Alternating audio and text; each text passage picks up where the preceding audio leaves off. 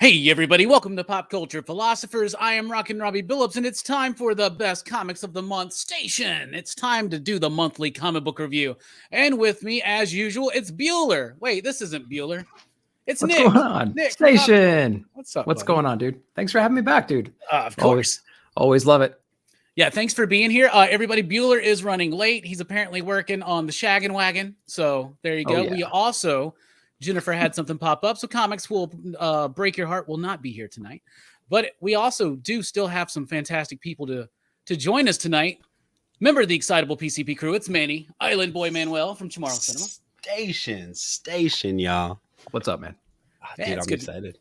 Yeah, thank you. Not the first time on the channel, but first time on this panel for Manny, as well as Verno from Cerebros. Yo, station. What is up, gentlemen? Thanks for having me on, Robbie. I'm super stoked to be doing this. Of course, man. When I put together these panels, first of all, the first question I ask is, who's read these damn things? And Right. And then that's pretty much it. That's all the requirements. You just have to have read the books. Most people, You just have to be literate. It's either that or just be Bueller. One of those two things is enough. Yeah. And we hope Bueller makes it in and he doesn't pull a Dylan and just doesn't, not show up. That'd be lame. But then I'd put a big cross over his I changed the thumbnail, whatever. Anyway. Perfect. Tonight, I'm just going to keep DMing him the link. just over and over. Spam him in the chat, guys. Yeah. All right. So tonight, of course, is the monthly comic book review. We're going to be talking about our favorite comic books of the month. We want you involved in the conversation. So thank you already, all the people in there. We got Brandon from Comics Kings. We got DC Patrol. We got Steven. We got John Stout. We got Eric. Look at all these people. All these beautiful people. Oh. Albert. Come on. Look at all that. Station. Anyway, this video, though, will contain spoilers for some things. We'll try not to go too spoilery on anything from this week, but that will happen for sure. Definite spoils ahead for things like Inferno and whatnot. So there you go. Kicking it off will be Nick. So, Nick, I want to know, what was your favorite comic book in September? What was your pick of the month? Man, my pick of the month. There was actually some pretty good ones in here. I had it narrowed down to two, so either one of these could really go. But the one I'm gonna show off is that unlocked variant of The Many Deaths of Layla Starr. This is issue number 5. What a crazy great ending for an amazing run from Ron V, right? So I think I mean, everything about this book, from the coloring to the pacing to the the interaction with Layla and what's that guy's name? Darius or something like that, I think his name. Yeah, His name. I know. I think it's Darius, if I'm not mistaken. It's my pick of the month, but I don't remember the guy's damn name. You kind of stole my thunder. That's my pick of the month as well. I figured it would be. Foil cover there. We can share that too. Yeah. And it came out the very first day of September 1st. It feels like it was forever ago, because I kept thinking, I was like, was Many Deaths this month? Was it? I know. And it was, right? So I think that overall the month was a bit uneven with its weeks. There were some weeks that were like banging and some weeks that were severely lacking, right? But yeah, for sure. All in all, some really solid books. So this was definitely one that I really, really liked. To think that Rom and company were able to wrap that up in a very nuanced and poetic way. And that's what I loved about it. It's the lyrical nature of it. Rom has a style, but it's not like a distinct style where you're like, oh, everything he does is going to be like this. Like everything he does is actually differently. This was way more whimsical than I thought something from Rom would be. I thought it was astounding. And Rom, he's very fluid with the way that he writes too. Like everything that he writes, like Swamp Thing and Catwoman, like there's this little like underlying tone, this real smoothness to his writing that just makes you read it so quickly. So you got to really slow down and pay attention to little nuances to that. Blue and Green was the same way, and everything else. We could throw out all the examples, right? But what a perfect little ending. They wrapped that story up perfectly. I thought a lot of stories you read, the ending kind of sucks and it really kind of puts a damper on the story overall in a little way. This one started amazingly. The middle was great and the ending was extremely satisfying. So I loved it. Really great read. My favorite issue of a comic ever that was narrated by a cigarette, right? So that was one of my favorite bits. And I love the ending too. The thematic material of death being cast out of heaven.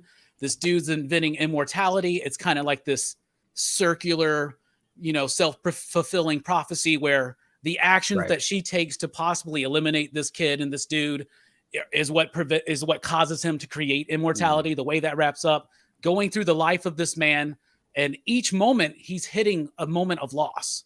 Like sometimes it's not directly related to death, but it is related to death as an element of change, right? Yeah. And so to have a story like this with a cool concept, but basically what it is it's a story about grief and death, but it's mostly a story about living.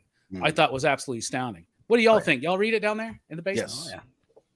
I love the hell out of it. This was, if it wasn't the one that I will say for my pick of the month, it was Layla Starr. It was 1A and 1B. And to piggyback off of what Nick said, how often are we satisfied with the ending of something, especially something that started this good? Like he nailed it. And also another thing you said, that with his lyricalness, I always think when I read Ram V's books about Robbie, when you had him on the show and he talked about how he writes to music and that it like gives him this rhythm to his words, more or less. And you feel that lyricalness to his words. So I loved it. I want to throw in one of the big mysteries the whole time. What I was thinking is, how the hell is he going to handle this cure for death? What's it going to look like? Is it going to be technology?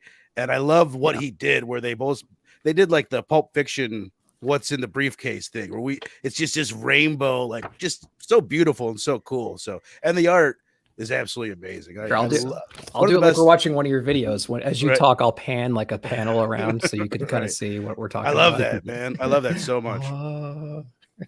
The artwork is great.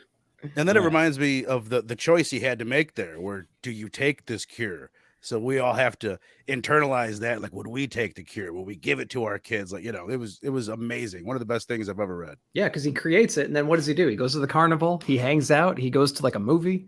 He's just chilling. He's like, he just solved everything. It's kind of like the Tony Stark, developing time travel. And he's like, I can wrap it up and throw it in a lake and forget about it. Right. But this guy actually did, as opposed to Tony. So, yeah, I really like that bit. And the fact that like what the device or what the formula, whatever it is, that's not the important part of the story, you know? And so the same thing with Pulp Fiction. It's not important what's in the case. Like we get it. It's just the thing that everybody's after. Right. I still think it's Marcellus Wallace's soul, but maybe that's just a bit too Teen Dog shadesy. I get really high back into my 20s and watched a lot of Tarantino. Anyway, Manny, what'd you think about the Mini Desolable Star? I loved it. I've loved this series since the first issue, just like everyone else on the panel. I think it's so well done. It's so thought provoking. It's funny. It's heartfelt. I mean, it fires on all the emotional cylinders. I really, really loved the way that it ended. I figured that the cure for death was just going to be Layla not wanting to be death anymore. You know what I mean? Like her just coming to that realization. And because I remember telling after the first issue, I was like, oh yeah, she's gonna fall in love with this baby and raise the baby and then not be death anymore. And I wasn't 100% wrong, but it was just like that. That was kind of where I thought the story was going to go. And it kept knocking me off of my expectations and still keeping me pulled in. Like, I don't know. I really love this book. And I hate to just always sound like I'm always parroting like Rom V, but Rom V is awesome. Like Rom V. Like I wish he could give me a crappy book so I could point to that and say, yeah, this guy is not unfallible, but he's not, dude. This guy's freaking amazing. And this was a great book. Yeah, Rom V's amazing. Friend of the show. So there you go. Real quick, Mini Desolable Star. Is it in consideration for the best of the year, Manny? Yes. This and Stray Dogs. Nice. Okay. What about you, Verno? Absolutely. Yes, absolutely. Right now, top of my head, if you were just asked me, I would say this is the best thing I've read all year. Nice. Nick? Oh, yeah. As a series, for sure. Hell yeah. I agree. It's at my number one right now. But we'll see what happens, because could you just imagine if Echolands had like a really good story? Right. Like a really compelling story. Speaking of compelling, Manny, what's your favorite book of the month? And if it is Many Deaths, what's your next favorite book? Primordial, Jeff Lemire. This Takes my number 2. So, this was so good. It hits it hits the DOT button, it hits the X-Files button, like Right. and it hits that 2001 button, like it hits everything it needs to hit for me. I like that it's more self-contained. Sometimes I get lost in the world building that Tynan's doing in DOT. This feels like it's going to be a smaller, more insulated world that I can really appreciate all the nooks and crannies, right? It's like this is an escape room where DOT is a fun house. I don't have to rush through all kinds of different things. This is going to be one chamber, and it's Lemire. You can't go wrong with Lemire. I loved it. Yeah, it's a fantastic book. Give me those vibes, like you said, X-Files, 2001: A Space Odyssey. You also got the animal side of it, a little bit Homeward Bound, not maybe Homeward Bound, but more like We Three, right? You know, Abel and Baker, and then Laika. Like, I'm big into the space race, the history of all of that, and this alternative interpretation of that history and how it could have gone different and why, and mysterious, and the psychedelic artwork, the compositions by Andrea Sorrentino. Like, come on. It is crazy. Absolutely freaking beautiful. And every single one of those panels means something. Even every single one of those E's, or maybe I'm just reading into it. What do you think, Verno? I loved it. It was definitely in consideration for my favorite pick of it was one of those that, like, we knew was going to be good. You'd put out a video ahead of time. We knew it was coming. We knew the creative team. I knew it was going to blow me away. So almost because I knew it was going to blow me away, it only just kind of blew me away. Like, part of me's still here. You know what I mean? Like, like, we knew it was going to be amazing. So, and it lived up to that for sure. So, and as you said, this is like the dopest artwork. It's so unique and so different than what anybody else is doing. His style is wholly his own. So yeah, I thought it was definitely one of the best books, one of the best first issues of the year for sure. Yeah, I really liked it. Me and Jim Mint got early advanced reviews from Andrea himself, right? And like reached out to us, and that was super, super cool. And then like the week that the book came out, Jim Mint had picked Kang for his pick of the week. And then for the top 10, he put Primordial at number 1. And it was because he had read it so long ago. Then he reread it and he was like, that's the pick. That's it right there. What do you think, Nick? I think it's great. So we talked about how it kind of reminds us of Department of Truth, because we're neck deep in that right now, but it also has those Gideon Fall vibes just from the paneling and the way that the art is, obviously because of the creative team on here. So I really, really like that as well. And the medical person in me is geeking out about all the EKG strips and crap like that. Verno and I talk about these kinds of things all the time in our thing. I thought it was great. I think it pushed all the right buttons. It reminded me of Gideon Falls because of the art. It reminded me of Department of Truth. It's a space race, highly anticipated. I didn't think it let us down at all. Looking forward to the next issues. Yeah, really liked it a lot. And Eric says Layla Starr has to be in the top 3, but Picture of Everything Else is right there combating for that top spot. I agree. Let's just get that next issue. Right. Really cool. And yeah, it just threw me off. I was like, what? Did I miss an issue of a Picture of Everything Else? No, you have not. But yeah, I really liked Primordial number 1. I thought it was super strong, super solid, a great debut issue. And it's just 6 issues. So it's not going to be much of an investment. They're going to be able to get to it. It doesn't, like, I've heard some criticisms that the first issue didn't develop enough. And I think it did just fine. It gave us the story. It gave us the vibe and the tone that we're going to get. It introduced the main character and his situation, being this really intelligent man, this scientist who is kind of like not really utilized in the best way because of the color of his skin, right? Because it's the 60s and going down that X-Files mystery thing, but adding in that 2001 bit that these creatures came across something and it's changing them, and like Leica shows up and talks to him, and I'm like, that's a Hickman bit. That's a Hickman bit. Like then, right? Like that, then the dog talks to Yuri in Manhattan Projects, if I remember right, because it's been ages since that book came out. But anyway, Comic Girl in the House saying the best comic of this year for me is Nice House on the Lake from the story and the art. That's a really good one. Yeah, absolutely. And Station. What were you saying, Nick? Sorry. No, I was going to say, the ending was pretty hilarious though. When you kind of get some of the animals in the interaction. And so I really like the cover up. I like the cover up story. I like you just mentioned, both space programs found something and they covered it up. And now we're just trying to like unravel this mess right now and just kind of see what they actually uncovered out there. So yeah, I think the hook was great at the very, very end. It really makes you want to get number 2. So It did its job for a #1 issue. They found a monolith buried in the moon, man. It's really crazy. It's just really cool stuff. Speaking of monoliths and being buried in the moon, Verno, what's your favorite book of the month? If not Manny Deaths of Layla Starr, if not Primordial, what's next? There you go.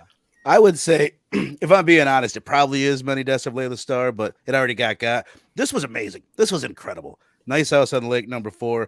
And for it to be this good, has Jem had each one of them as his pick of the week? I think he has. He has. I think I've done it 3 out of 4 times. I think he's done it 4 out of 4. Nice. The way that they keep hitting so hard each issue. And one of the things that I appreciate so much about Tynion and what he does in a lot of his books, like Department of Truth, it's so heady. It'll break your brain, but it's super funny at the same time. Like that Hawk character is hilarious.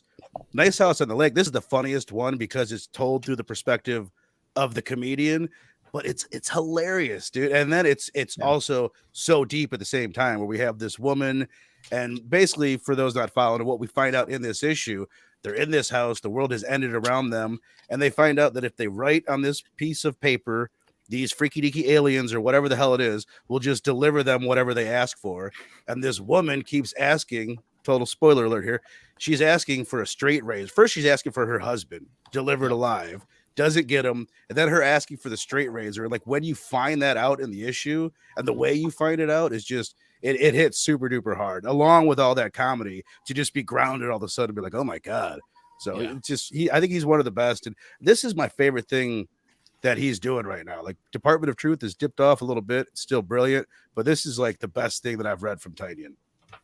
I might agree with that. I think it's super strong. And I also think that Alvaro Martinez Bueno on the artwork is a big help too. Like Tynion's been able to work with some of the best artists who can do that double page spread to help spread out some of his dialogue. Like Martin Simmons on Department of Truth doesn't do that as much. And if you notice, it looks way more like walls of text. And I really, there's a lot of text in Nice House on the Lake, but it doesn't feel like it, at least for me. Right. I think the best artist working with him to do that is Something Is Killing the Children, even though the dialogue is a bit more sparse in that. Right. But for the average writer, not so much. But I love the book. I thought that the whole bit with the woman asking for the razor blade, but first her husband, and they learned they have to be very specific. Right. So she's like, my husband alive. And it's just so freaking sad. But at the same time, the book was fun because you're like, oh, this dude's like, he's like asking for the most random stuff, like a cowboy hat like this and blah, blah, blah. Right. He's got like video games. He's got like old school toys and comics. He's got Action Comics #1. Right. He does, just spread out. Like he's got it laying there, just flop down, like not like bagged and boarded or anything. Just laying out his bed. He's got some kind of Detective Comics as well. The wish list was like remember in Airheads when they're like, let's just wish for the craziest things so we can plead insanity later. That's what it reminded me of. Like a football helmet full of cottage cheese. Oh man. Naked pictures of B. Arthur. Yeah. I was waiting for all that. Oh, that's great. The thing I love too is the book has got that cool concept. It can be a bit heady, but it's a character-based story. Like it's kind of like Lost. Each issue has been focused on a different character, and that's how we're getting introduced into that world and to those characters. What do you think, Nick? No, I think that's absolutely right. So I think one reason why Department of Truth might be kind of dipping off, or maybe other books that are kind of really heavy, is because you have this concept that's evolving over time, and you're trying to peel back the layers one by one, and the characters pretty much stay the same throughout the whole thing. This one's got the heaviness, but the character perspective changes every single issue. So it's a little bit fresh every single issue, no matter what issue you're getting into. And I think they're, at this point, I think it's safe to say they're going to continue that pattern going forward. And at some point they might do something different at the very end. But I think what keeps this one really fresh is the perspective and the person they're highlighting. And like Verno said, the comedian is a hilarious guy in here. And I like how he is in the beginning, and I like the little origin stories. We get like 2 pages of origin story for these characters, and his is, awesome as well. And then at the very, very end, I'm not going to spoil it, but there's a gigantic reveal at the very end about another mechanic in this house that they've discovered. And this comedian character goes from a real jokey guy to like this real serious, like friend to the girl we just talked about with the straight razor. And then he's the one that kind of reveals this weird mechanic that he found at the very, very, very end of the book. And I thought it was great. So I think it's a fresh perspective and it's a great idea. And just can't wait to keep going with the ride. Yeah. I also like how he is the one who notices things. And so he's the only one noticing what she's going through. And he's got that empathy for her. And everybody else kind of misrepresents him, underappreciates him, and that was a really cool bit. That's probably my favorite character piece so far. What about you, Manny? What do you think? Speaking of great characters. Yeah, no, I love Nice House on the Lake. I think it's really strong. What I loved in this particular story was I love the juxtaposition of like the one character, the lady asking for her husband and like falling into despair, and how much of that is Walter or whoever's running this, like seeing how far into despair she'll go. Whereas like the comedian at the end, he does this, and is this just part of another social experiment? Like he's empathizing, he's deciding to take this extreme step in order to prove this point. He's willing to put himself out there for others, like the characters that seem like college friends who are a little bit more self-absorbed and separate from each other. They're coming together now, forming this kind of baseline community, and kind of, I don't know how much of this is like the mechanics of the house and how much of this is like the experiment that they're all being put through. Like, I like that it makes me think about those things. So. Yeah, it's both for sure. Yeah. Mm-hmm. Oh, go ahead. Sorry. Another thing I wanted to throw in there was back to the straight razor thing, which it was crazy that Tynion went there, was the fact that she's asking for the straight razor. Whoever the powers at be, they don't want to give it to her. The comedian uses a loophole, and then he gives her the option to kill herself. And at first you're like, Jesus Christ, comedian, what the hell's wrong with you?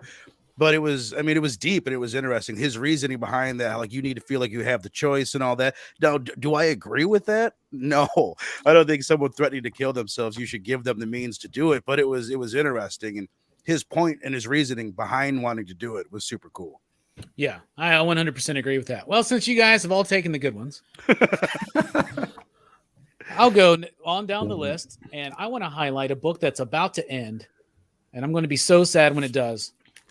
But this is Wasted Space. Wait, 23 is this month, right? Or was it? Oh, I got the wrong issue. I got the right one. Yeah, I got the right. All right. Wasted Space number 23. This book is almost over. There's only 2 more issues left. 25 is the last one.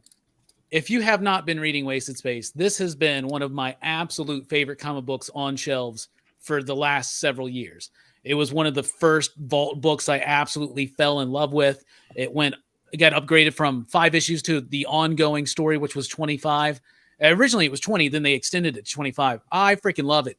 Written by Michael Morisi. Artwork by Hayden Sherman. Colors Jason Wordy. Jim Campbell on the lettering. I have been able to watch all 4 of these individuals level up their game consistently throughout each issue of Wasted Space. What Hayden is doing currently with composition, with flow, it's wild. He's using unconventional approaches to the composition of the panels. He's using really interesting bits, like right in this page. Let me make myself a little bit larger so you can see it. On this page, you see her, so you just see her victorious over these dudes, right? The fight is in this little maze thing all the way around the side of the border. Like, that's freaking wild. The artwork in this book is amazing. I've seen the art level up, the coloring. It's got this gritty texture to it. It's absolutely amazing. If you've never read this book, what it is it's Preacher in Space. So there's this dude who was the voice, or basically God, and he manipulated this one dude into believing that he was getting this holy mission that eventually led to this tyrannical empire taking over the galaxy, right? And so now he's banished from society. He's gone away, and he's just like drinking and sleeping around and doing all kinds of crazy drugs. He's just wasting space, right? And so then he gets this calling, and he decides, you know what? We got to go. I'm going to find the creator, and I'm going to make him pay. I'm going to make him answer for it. It's just like Preacher in Space. Michael Morisi is a huge Star Wars fan, and you feel that influence here, but it's like the best, grittiest, darker underbelly of Star Wars, that you probably never find in the movies. Though I do think Solo captured a little tiny bit of it, but it's gritty, it's fun, it's raunchy, it's rambunctious, and it holds nothing back. And Michael Morisi also uses it as a philosophical mouthpiece to explain what is wrong with society on all sides. They come across like super liberals in here. They come across like these tyrannical empirical forces, and Michael's like playing it all up And what they're doing now is this journey that this main character, Billy, who gives no shits at the beginning of the story, his emotional journey into becoming like a true hero. Bruh, it's been magnificent to watch. Anybody read this book here? No, but I want to. Yeah, Everything you I just have to. explained is so different from what it is I've pictured in my mind, like when you bring it up before. So I didn't know what it was about. I just looked it up. There's not a hardcover out, but there's 4 trade paperbacks of this bad boy that you can check out, that I'm going to check out. I just, as you were talking, I just download or just bought it on Comixology, Volume 1 for $9.99, so you guys can check it out there. There you go. Hey, station. There you go. I like Michael Maurice. I mean, I like the plot. I think the plot is one of my favorite books that I've read from Vault. So I'll definitely give this one a look-see. The dude that did Barbaric, right? Yes, and if you like Barbaric, you'll like Wasted Space. It's got that Nice. same rambunctious energy, and it's saying more about the human condition and just society. Like it says so much.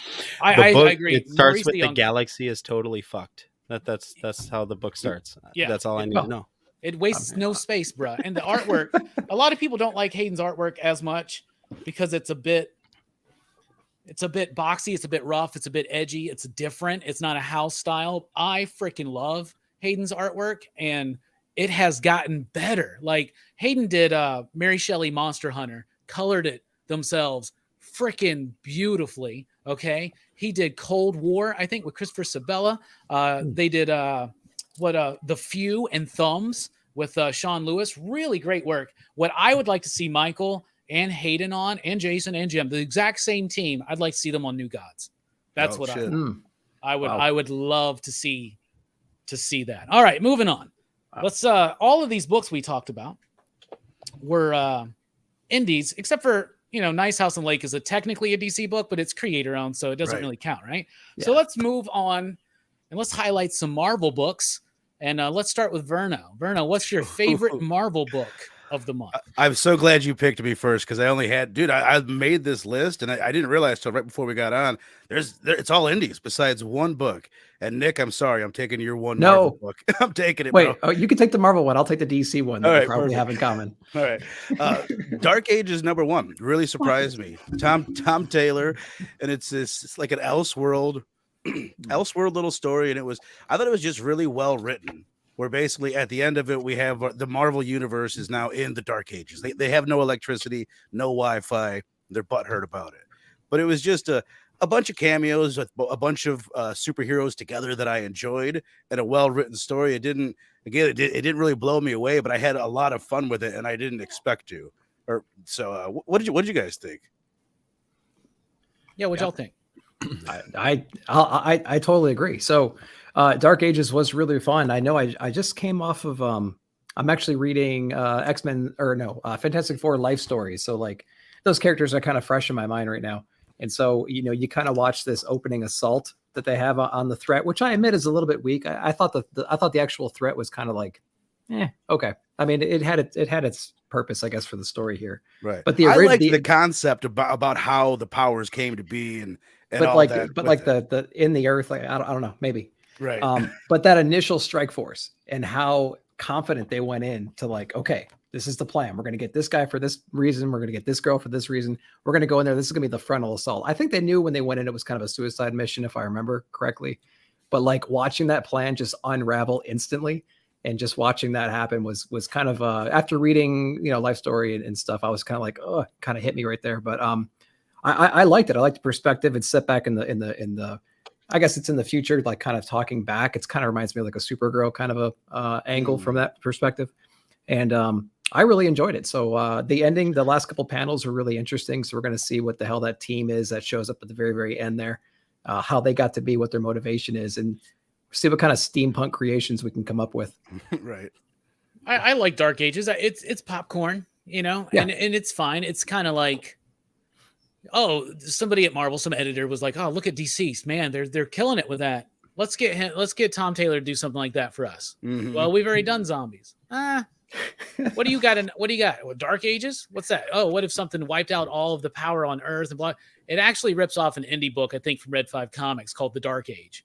Really? Like it's the exact same concept, but this time with superheroes in front of a lot more people's eyes. But I liked it. I thought it was fine. It was fun. It's popcorn. It's a little the whole reasoning, like literally any kind of celestial type being could have showed up and just been boom, and I would have bought it. Right? Like, okay, you got to have this whole weird thing about Doctor Strange and the portal and the EMP and what? I liked it. It was like it opened up a portal to another universe. In this universe, it's like default state was that there was an EMP everywhere. Right. So now it EMP'd our reality. So it was a little silly, but I like big weird concept things that I can kind of follow. It makes me feel smart. You know? Manny, did you read Dark Ages? I did not. I thought first when I saw the cover, I thought maybe it was like part of 1602 or something because I really dug that. But no, I didn't pick it up. But is it worth it? I mean, obviously it made you guys' list, so it's got to be pretty good, right? Didn't make my list. It's popcorn though. It's fun. It's fine. Yeah, I think it's big dumb fun.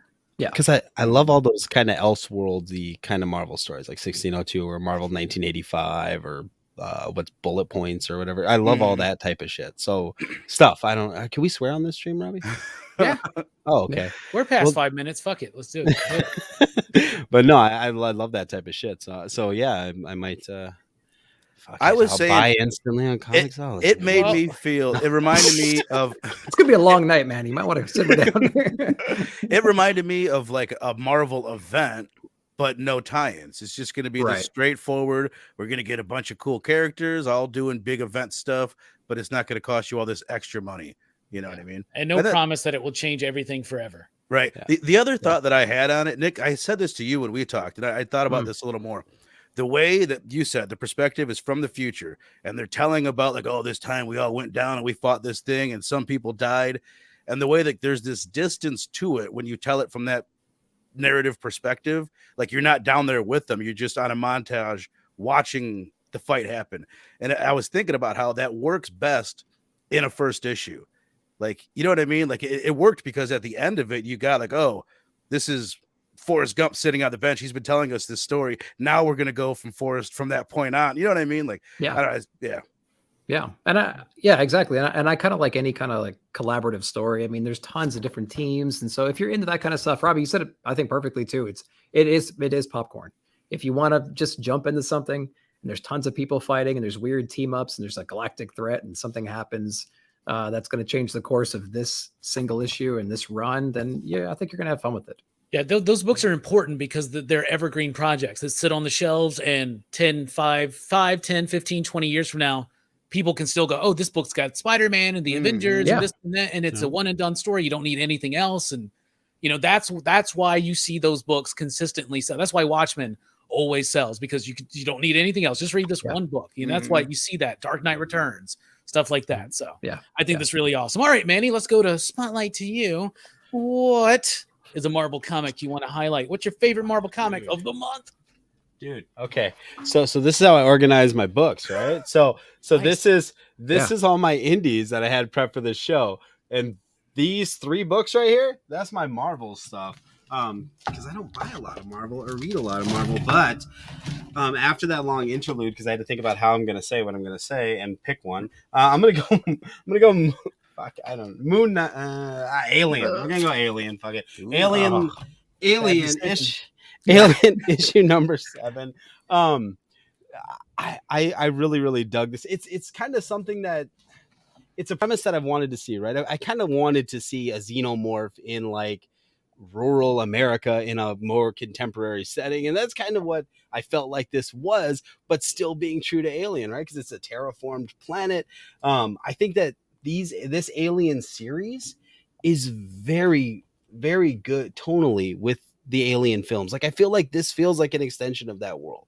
It's not it's the fear, the horror, all of that's really close and tense, and I don't know, I really liked this Alien run. So yeah, I'll tell you this. I think that this was the best issue of Alien yet. Like I haven't really liked it as much, but I did like this one because I cared more about the story, right? I cared more about this character, these people that are on this world. They've been terraforming for this company.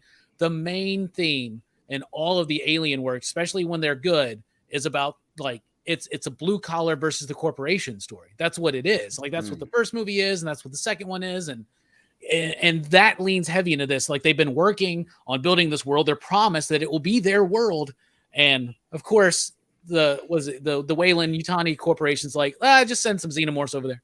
Yeah, like they're gonna wipe them out, right? And they're showing you also what they want to do with these things, and that's interesting enough to me. So I like it. I just wish we had a better artist, not a better artist. I think Salvador Larroca is a fine artist, but sometimes his work is a bit stiff for me, and that's I feel that in his characters in Alien.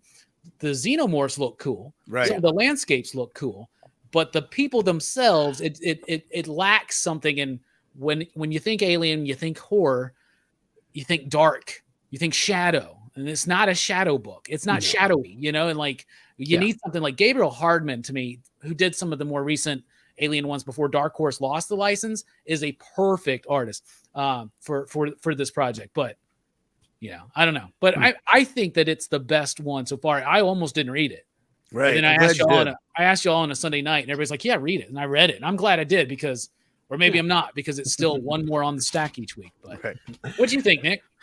I'm not reading them. I read the first 2 issues, and I think I was expecting more, and I was hoping for more of a popcorn story that could keep that theme going. So I just wanted aliens in their environment, something that reminded me of the movies, something that I could just really dive into, and I agree with the art too. It just didn't quite fit the tone I was expecting or looking for with this story. And then you throw in the guy that, and this is all issue 1, issue 2 stuff, but you put in the guy who's retiring. He was whatever position he was in, and then his kid's been like radicalized or whatever it was, and he goes to sabotage the station. Like I didn't care about any of that stuff. I just wanted station. I just wanted the aliens in there, just killing everybody, and give me this dark, gritty art. And I just didn't get it in issue 1 and 2, so it completely threw me off track. So, I disagree with everything both of you have said. No. I love it. I actually think, well, the art first. To your point, Robbie, the bits in between the alien splash pages, they're just whatever. They don't. I don't dislike them. I don't like them. But I think he got the job because he makes pretty dope splash pages that he takes forever on. They're not like the goriest, but I like the hyper detail that he does for those. Yeah, character wise. To your point, Nick, that's like the thing that I like about the aliens thing. I kind of noticed, like I just read Radiant Black, and you had complained that the first few issues of that is spending all this time on the characters, and I like that. I that was like my favorite part of Radiant Black, and it's my favorite part of Philip Kennedy Johnson's Alien run. I instantly felt sympathy for the characters in the first batch. Now we get new characters in issue 7, and that was, I honestly don't remember it like very specifically, but my takeaway from it was, damn, this dude can make me like characters right away.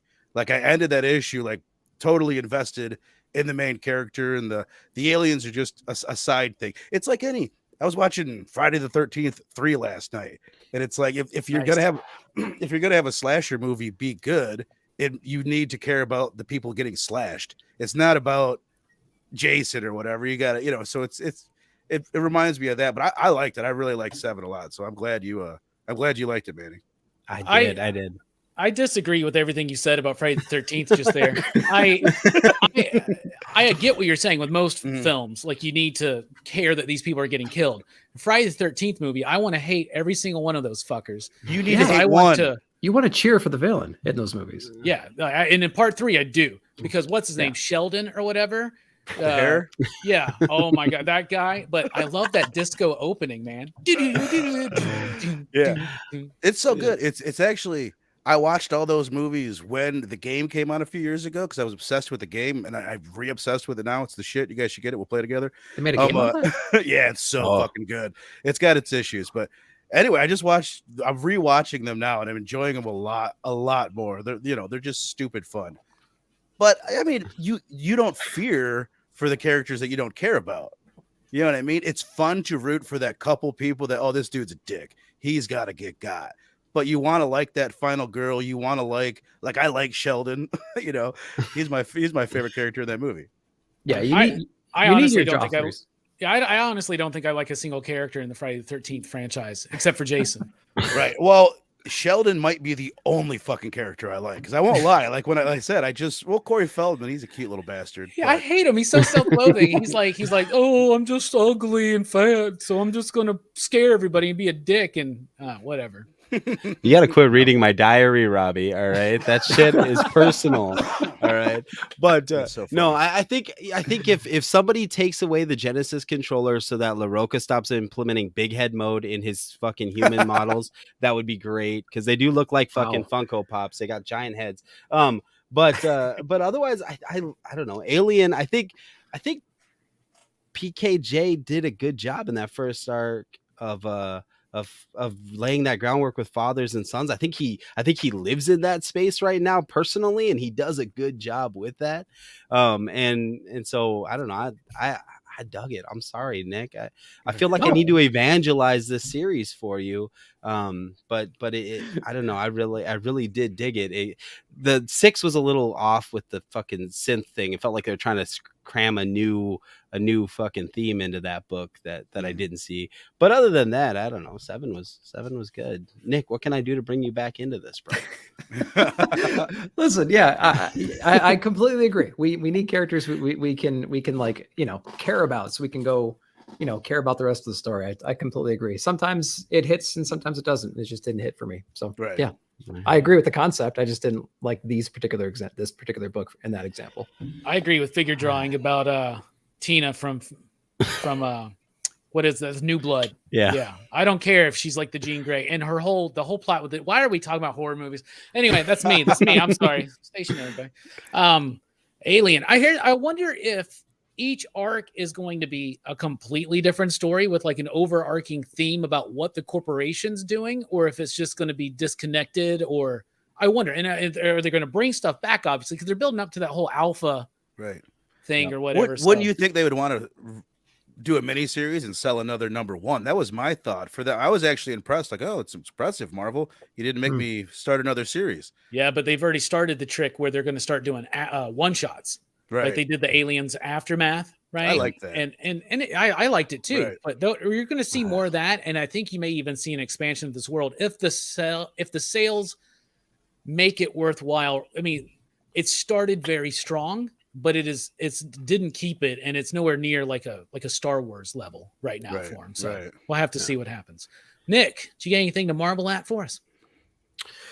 I was going to pick up Inferno here, but that book just scares the shit out of me, so I can't necessarily talk about that. I think Dark Age is probably one of my favorite reads from Marvel, just because it was just fun and throwaway and it didn't matter, but I like the team ups and things like that. Inferno was really good, but I'm going to probably save that for one of the guys that actually knows what the hell they're talking about, because I'm still trying to digest all that. So yeah, Dark Ages is pretty cool. All right, that's kind of a cop out, but whatever. I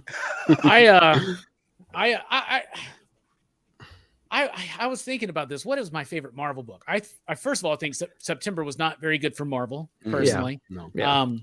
I was looking and I thought maybe Inferno, but it's honestly for me it's Moon Knight #3.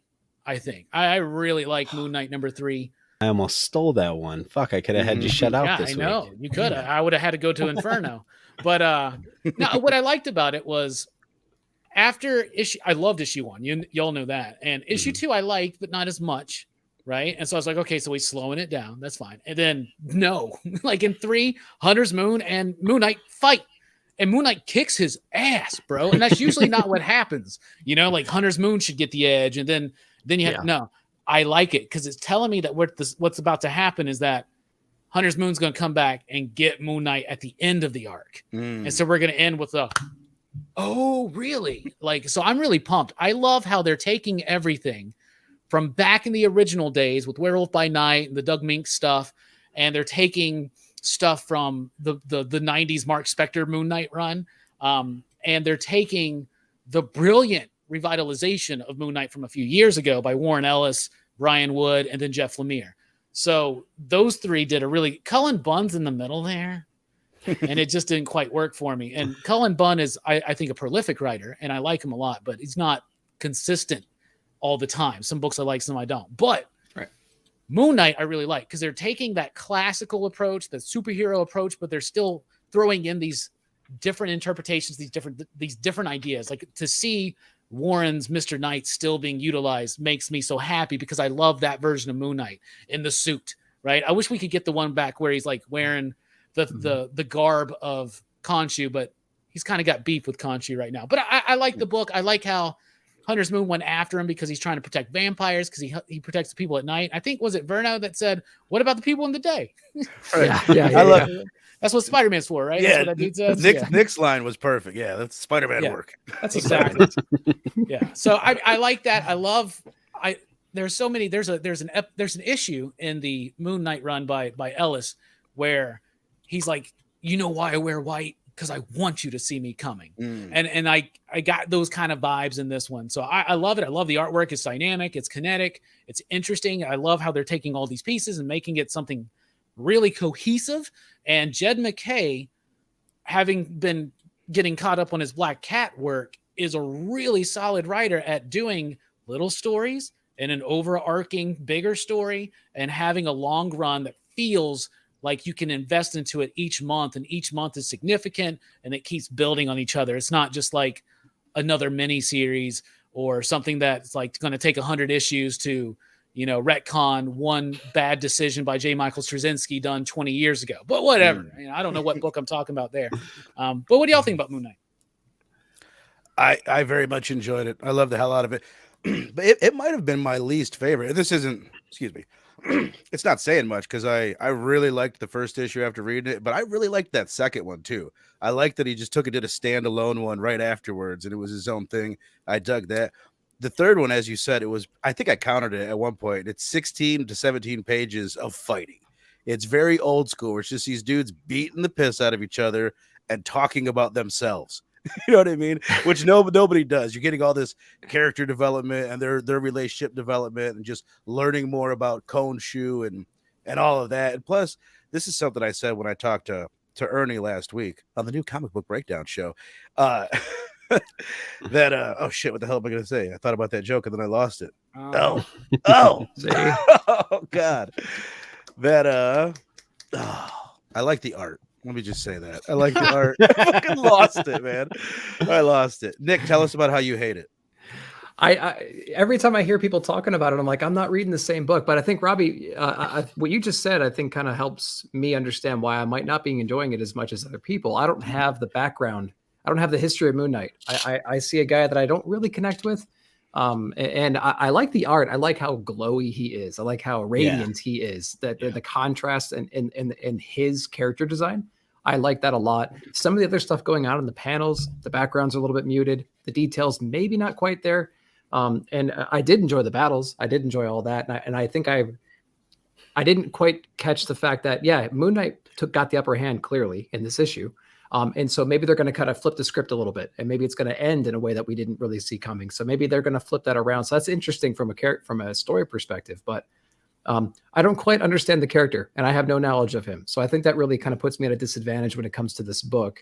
And so maybe that's why I'm not enjoying it as much. So, I either have to just accept that and go forward, and this is my foundation now, or go back and read a bunch of stuff that maybe adds additional context to this particular run. All you got to read is, you should read the Ellis, Wood, and Lemire. Okay, and Albert asked me what I thought about the Lemire and Smallwood run, and of course James Stokoe was a part of that, and was Francavilla part of that. That one was wild, and it was really freaking weird. I would skip like the Bendis stuff. There's the 90s stuff is kitschy, I guess, but the old school stuff is really good too. But all you really need to know to get into this would be those runs.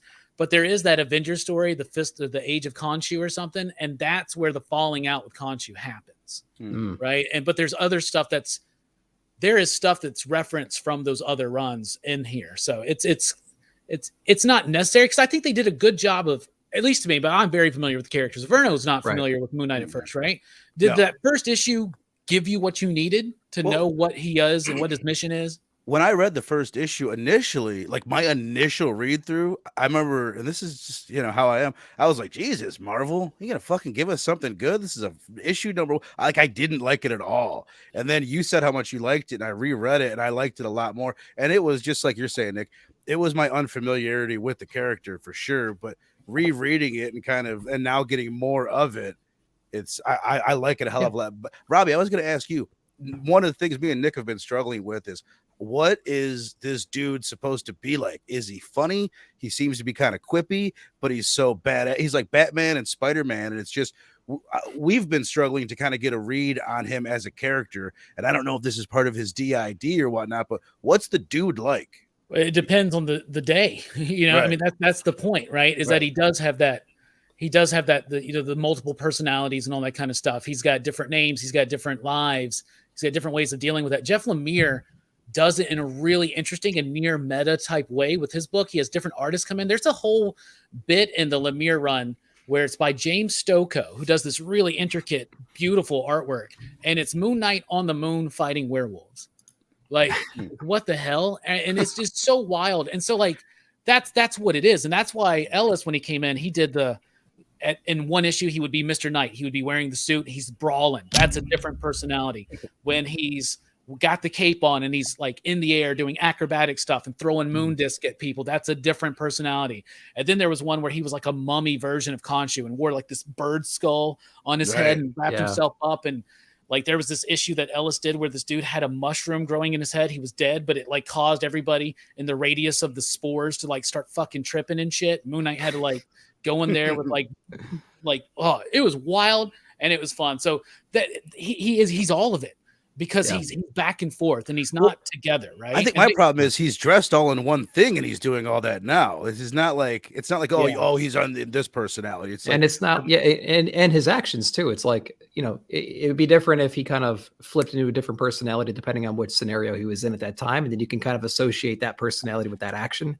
I mean, like he's got all kinds of personalities, but everyone speaks so highly of this book. I can't not get it going forward because you know, maybe it's I gotta start somewhere, so maybe I'll just keep reading this one. Well, and the thing is too, like the way he is typically presented is badass, kind of funny, but nowhere near like a Spider-Man level, way more serious. But he's less serious than Batman, if that makes sense. Manny, you almost picked this book. So I did.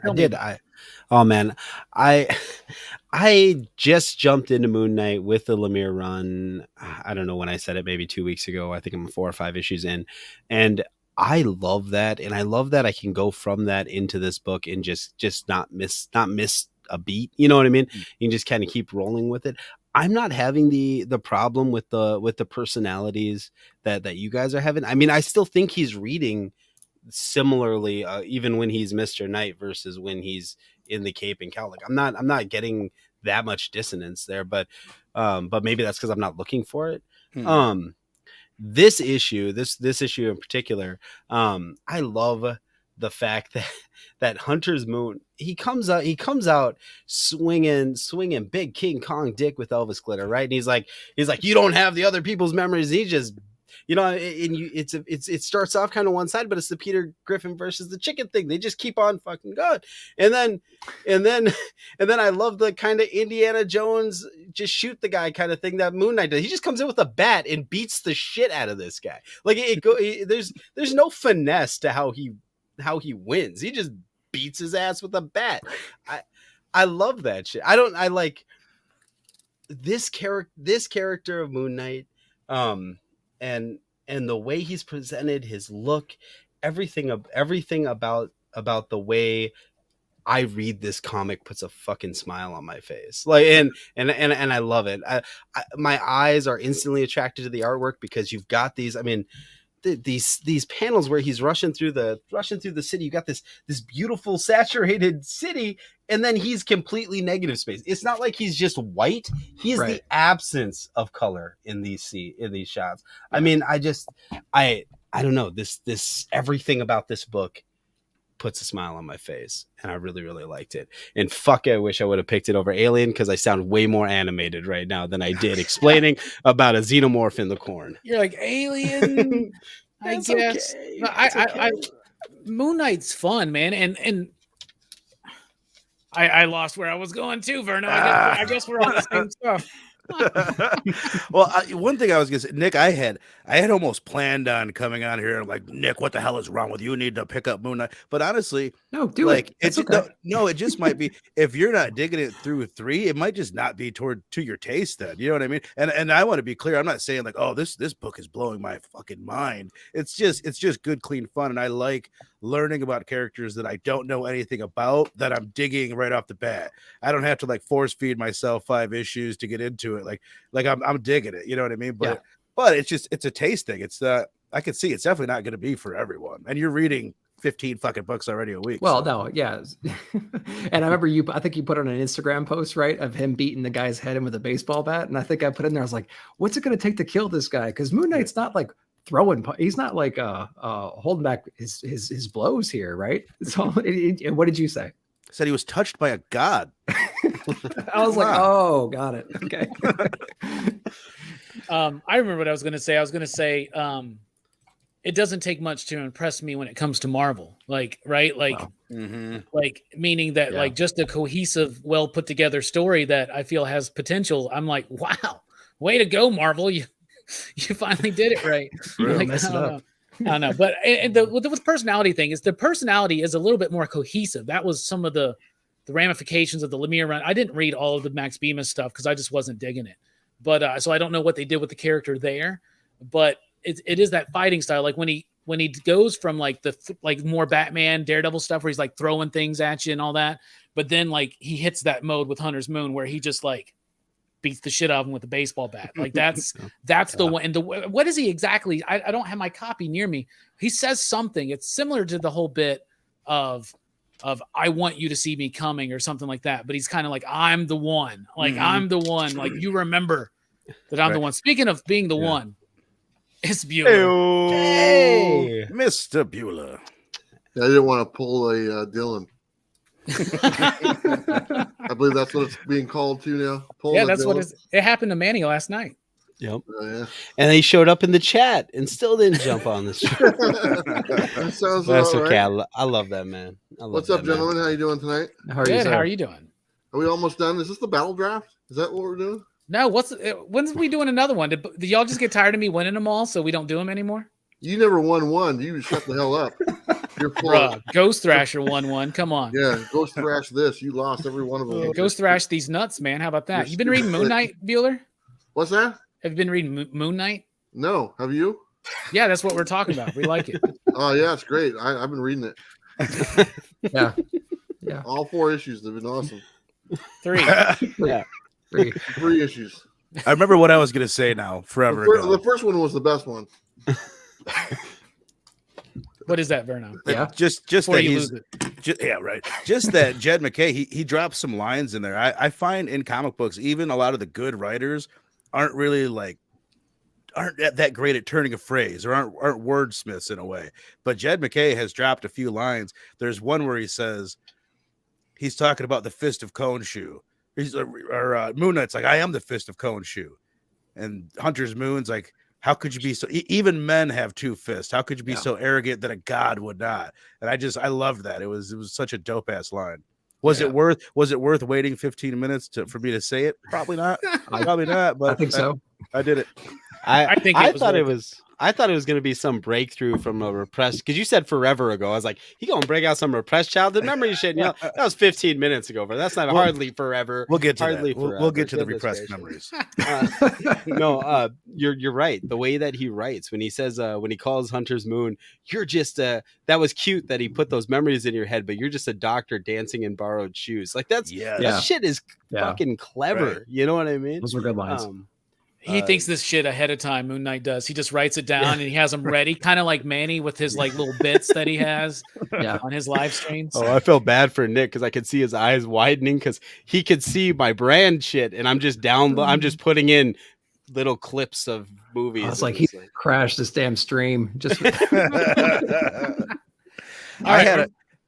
I was gonna say I had one prepared joke for tonight. I never do prepared jokes, but I plan to say that this is a great panel. We've got all these people that read so many comic books, and Bueller's here, so this is gonna be so much fun.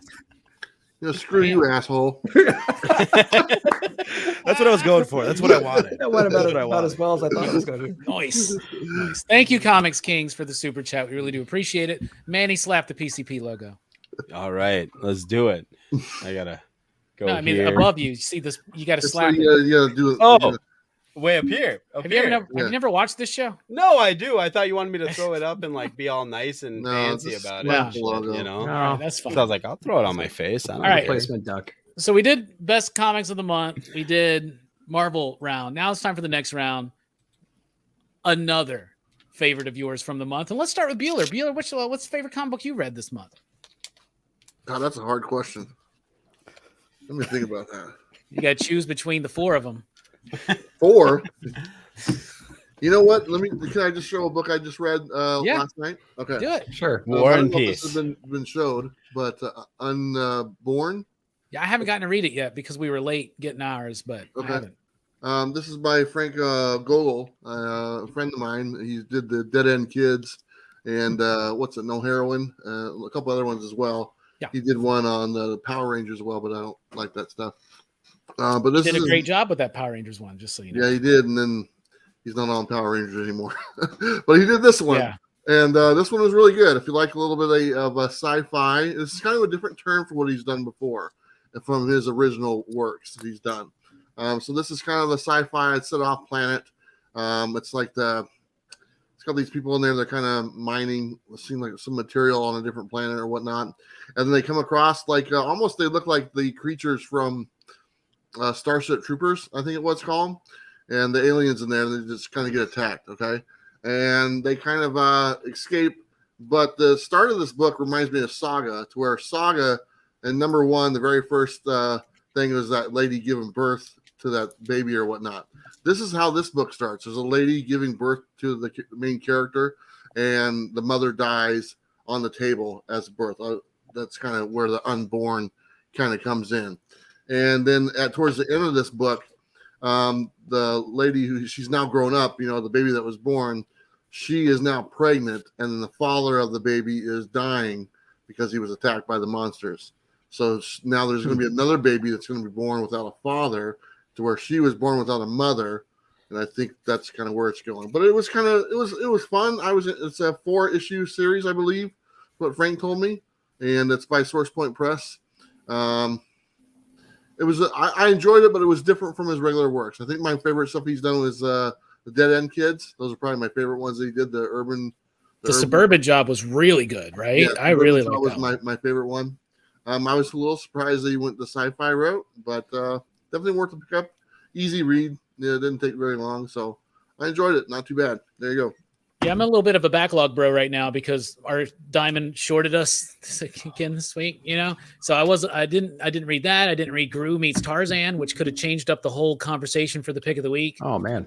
So I thought you just read digital books now, Robbie. I thought you've stepped up in the world. I saw all these digital images on your preview of the week. I was like, oh really? Robbie's Dark Horse doesn't. I don't have access to the Dark Horse ones. Do you? No. Yeah, you don't even have Dark Horse access to physical comics, and they're like right down the street, right? That's exactly right. Robbie's very right. He says the shop that's owned by Dark Horse doesn't even carry Dark Horse comics. That's what you said last month, right? That's the total truth too. It's crazy. They're like, nobody orders our books. We're not gonna. Yeah, here's another thing to put on there. They do a bunch of exclusive comics, but they don't do any exclusive of their own titles. Yeah. So that doesn't make any sense. It doesn't, does it? No. All right. Next round. Nick, what you got for us? Are we getting into Marvel or just anything? What's the category here? What are we doing? Pay attention. I am. We did Marvel. I'm done. We did the Marvel bit, and now it's just another favorite book of yours. Whatever. Ooh. It can't be Supergirl. It can't be this one. So gotta wait for the DC round. Don't go changing the rules. He doesn't have to wait for the DC round, but then he takes it away from his DC round. I have other books. The Supergirl, Woman of Tomorrow, issue number 4.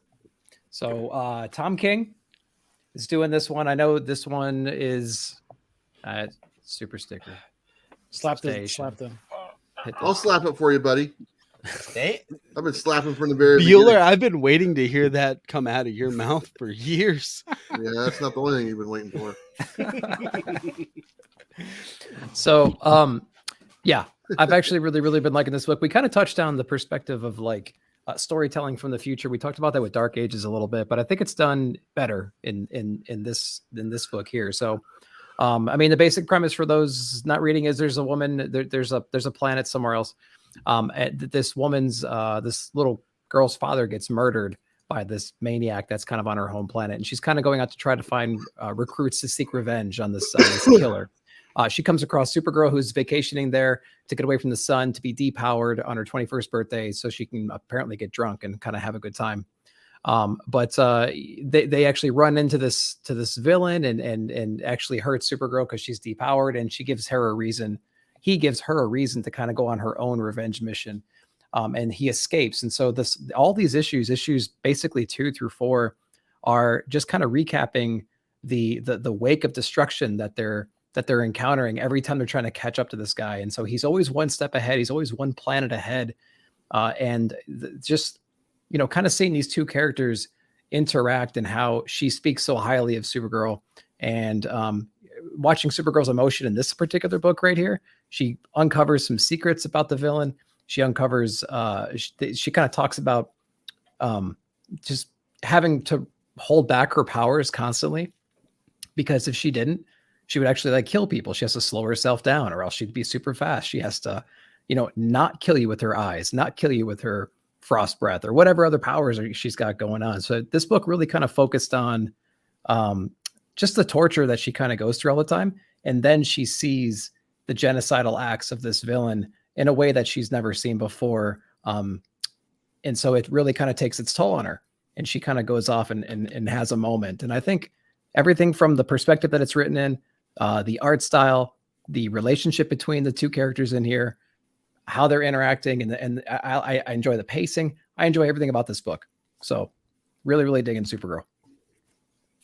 Manny, you reading that one? Absolutely not. And not because it's not good or whatever. It's just that from what I've heard, it's just like True Grit, and it's taking a while to get to the story. I wish it would just wrap things up. At least that's what I hear on the only comic book show that I watch every week, the weekly comic book review. I gave this one a good review. Yes, you did. But that didn't work with the joke. All right. Damn it. I had to go back to last month's comic. Anyway, okay. No, I haven't read it. I will read it when it comes out on DC Infinite, which is how I read most of those types of. That's fine. I like it. It's True Grit. And as we alluded to last night, I think it's good for Tom King to get less than 12 issues to do some of these stories. So I think it'd even be stronger if he tried to do a 5-issue series. That would impress me. But I do like it. I think that Carr is a bit out of character. I think that it's a bit long-winded, but I still like it. And what is it? Bilquis Evely is the artwork, the same art team from Cy Spurrier's The Dreaming, with Matthew Lopez on the coloring. It's beautiful. It's beautiful. Every issue's got a page like that, and they're breathtaking. Best hair in comics right now. And it will eventually, like we were talking about, be one of those. It could be one of those evergreen books that sits on shelves for a while that anybody can go jump in and pick up. Right? What do you think about it, Verno? I love the crap out of it. This is one that I've really been enjoying. And then for whatever reason, when I read it on Tuesday, it didn't really do it for me. And then I actually reread this one before the stream. And I liked it a lot better.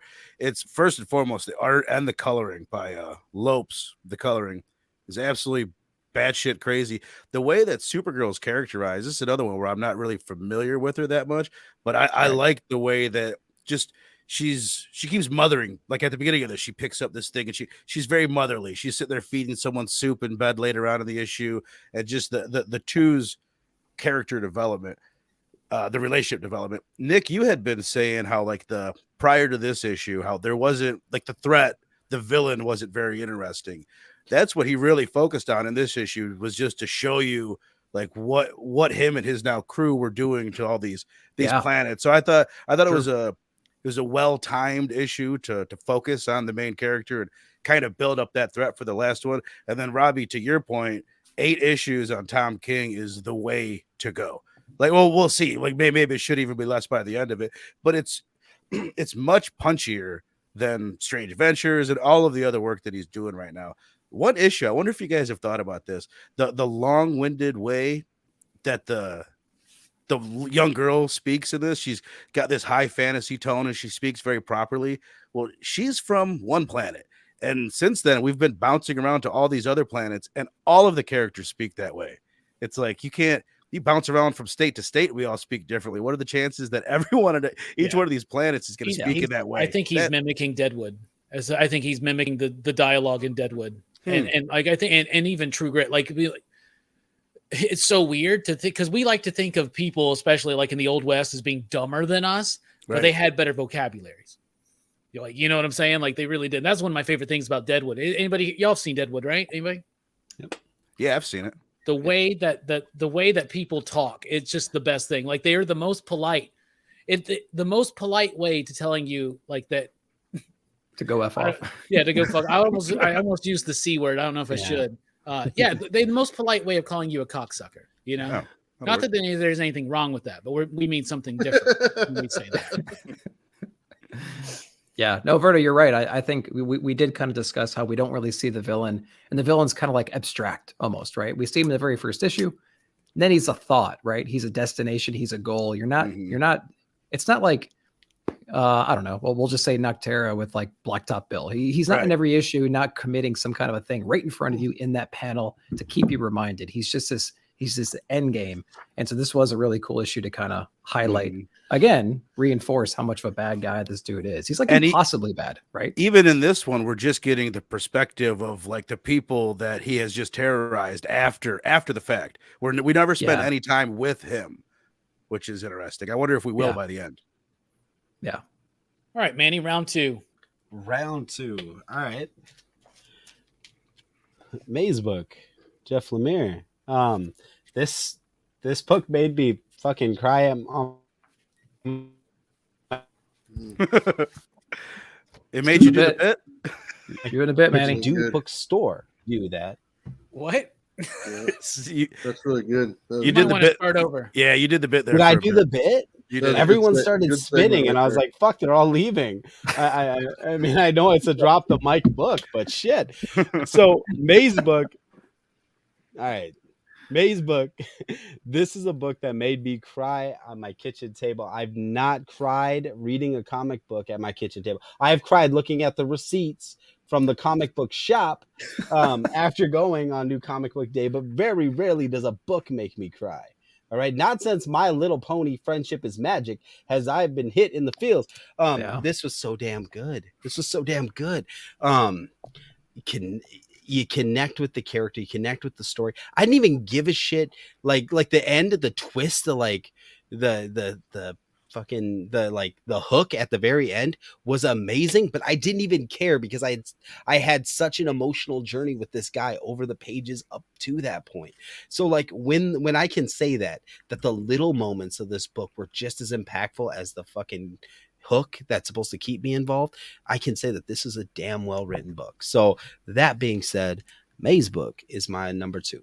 Yeah, I really like the book. It's depressing. It's depressing as hell. It's about this dude who lost his daughter years ago, and he's living in this like spiral of despair and depression, and the way that Jeff Lemire's painting it out as like depression and anxiety and just despair. Really, really, truly, it's about despair, living a life of despair and guilt and all this, and how it is like a maze, and the way that he takes that and like routine becomes like that. Like routine becomes kind of bogged down, even if you don't have this tragic backstory. Then you find out that he's got this, like he can hear her voice and she's trapped in this maze. I freaking love the book, and the little scenes where like he's in his office or whatnot, and it looks like a maze. You know,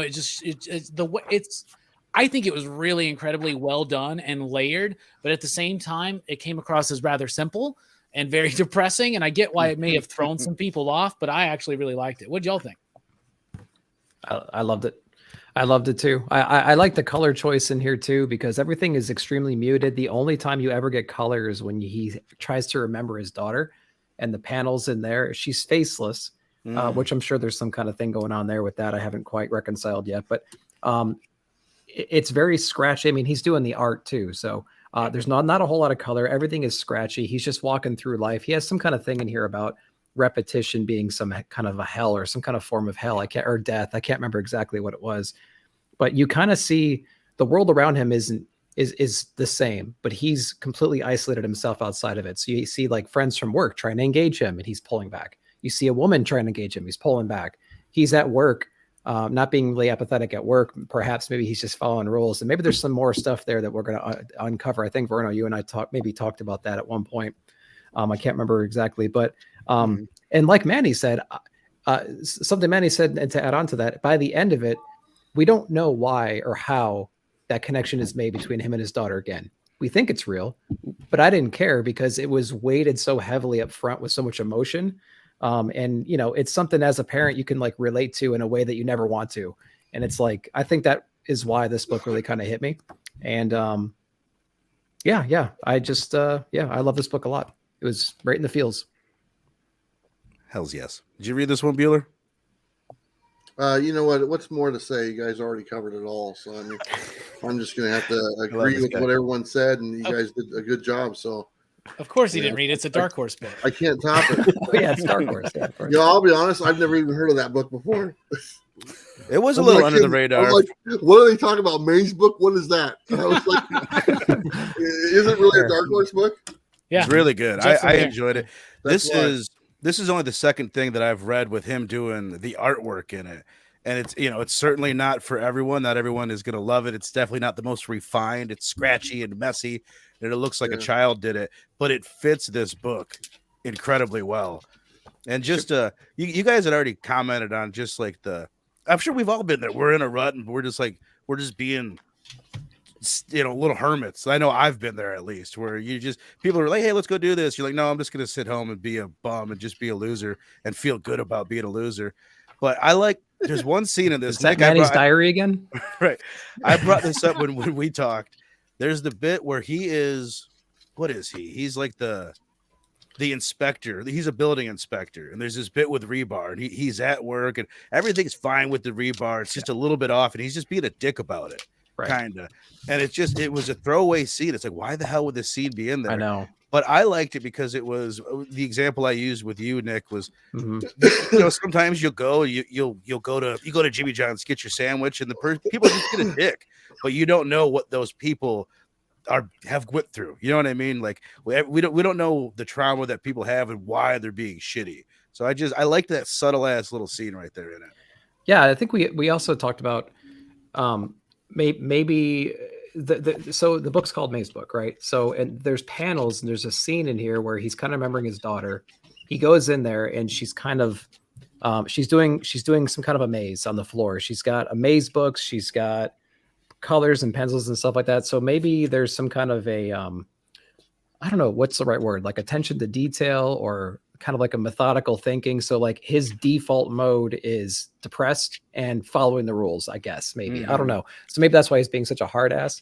And then they're kind of planting the seed of this like problem solver kind of a thing because his daughter has looks like she's been raised on puzzle books and stuff like that. Mm-hmm. So I don't know. Maybe there's something there. We'll explore it more as we learn more about it. Extreme order.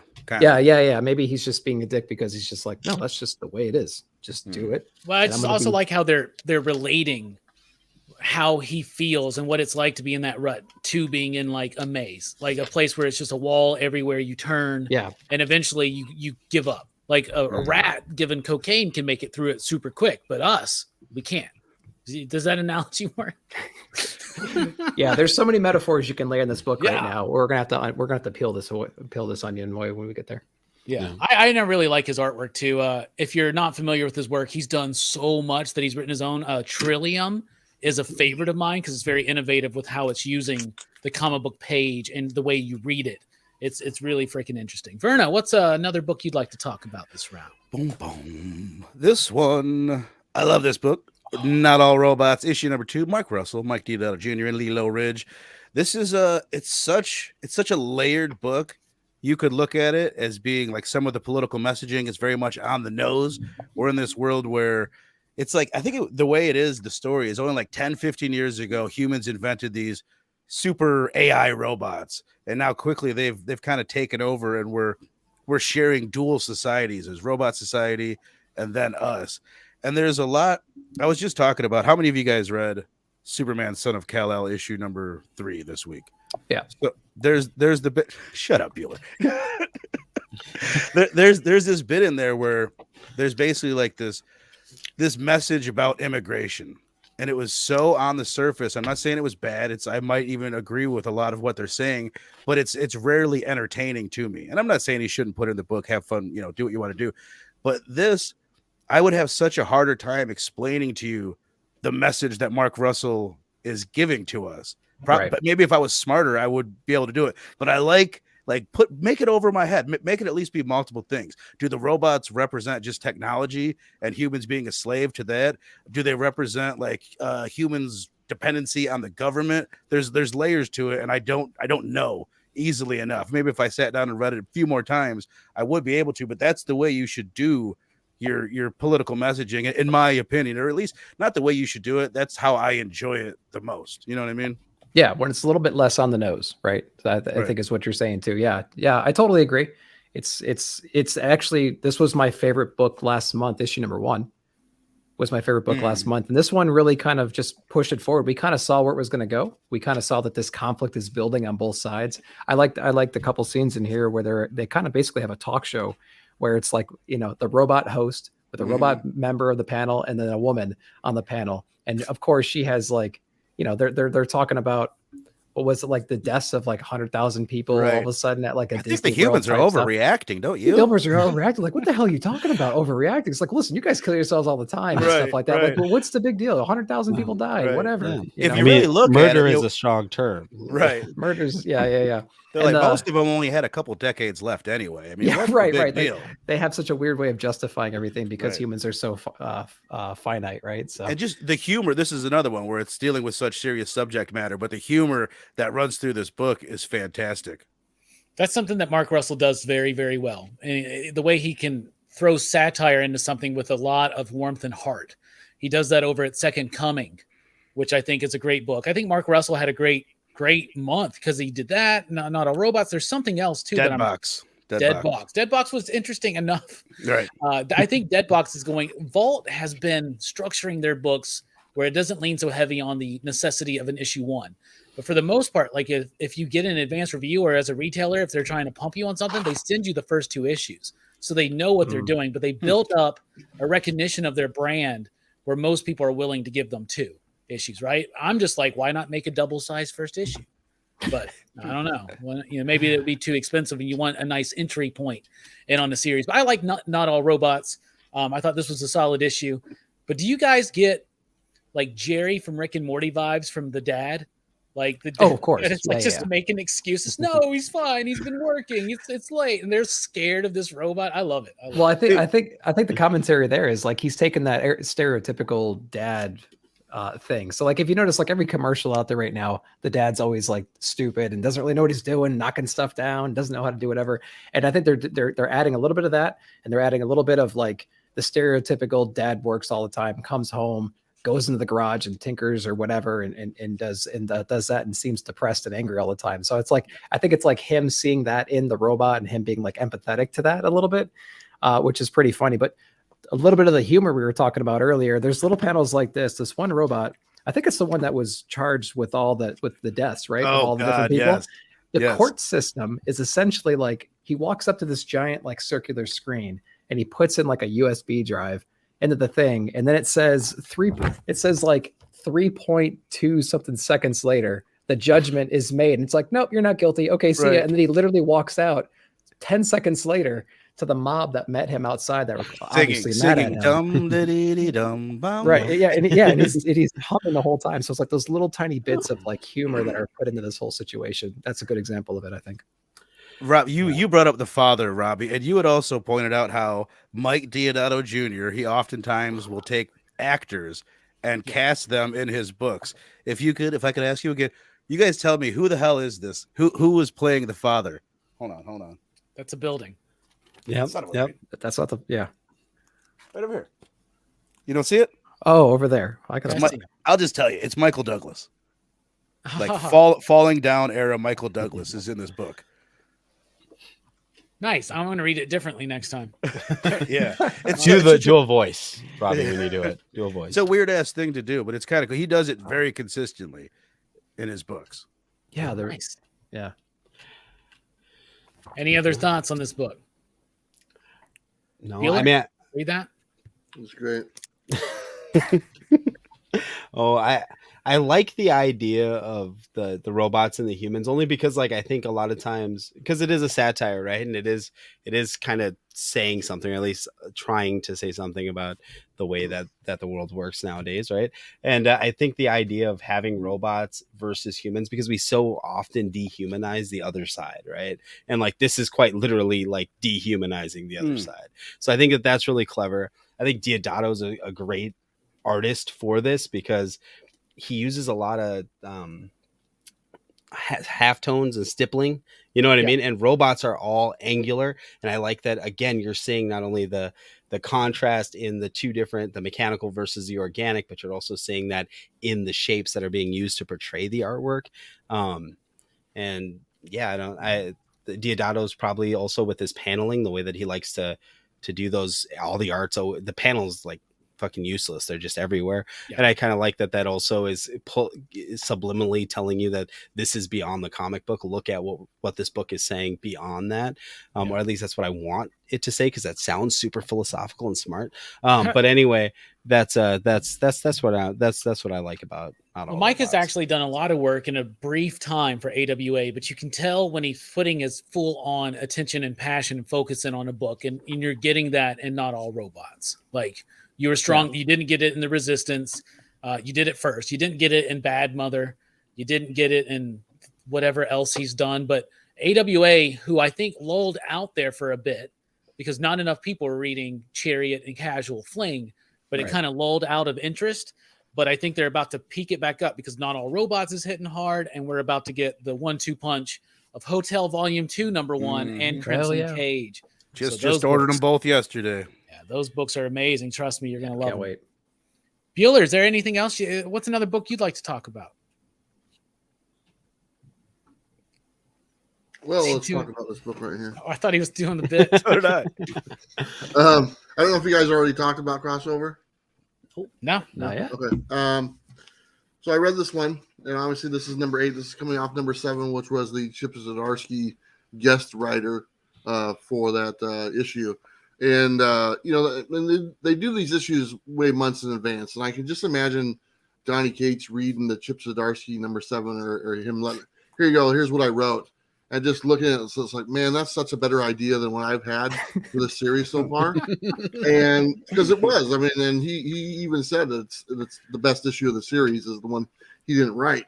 So pretty much in this one, what he does is, and this might have attributed to the delay for this book, to be honest, was he actually addresses number 7 in the first half of this book, and says like, hey, this is not how we meant this to go, and then after number 7, all this, and it's literally, I'm pretty sure that's Donny Cates who's in that cage or whatnot in the very beginning that's writing the story and trying.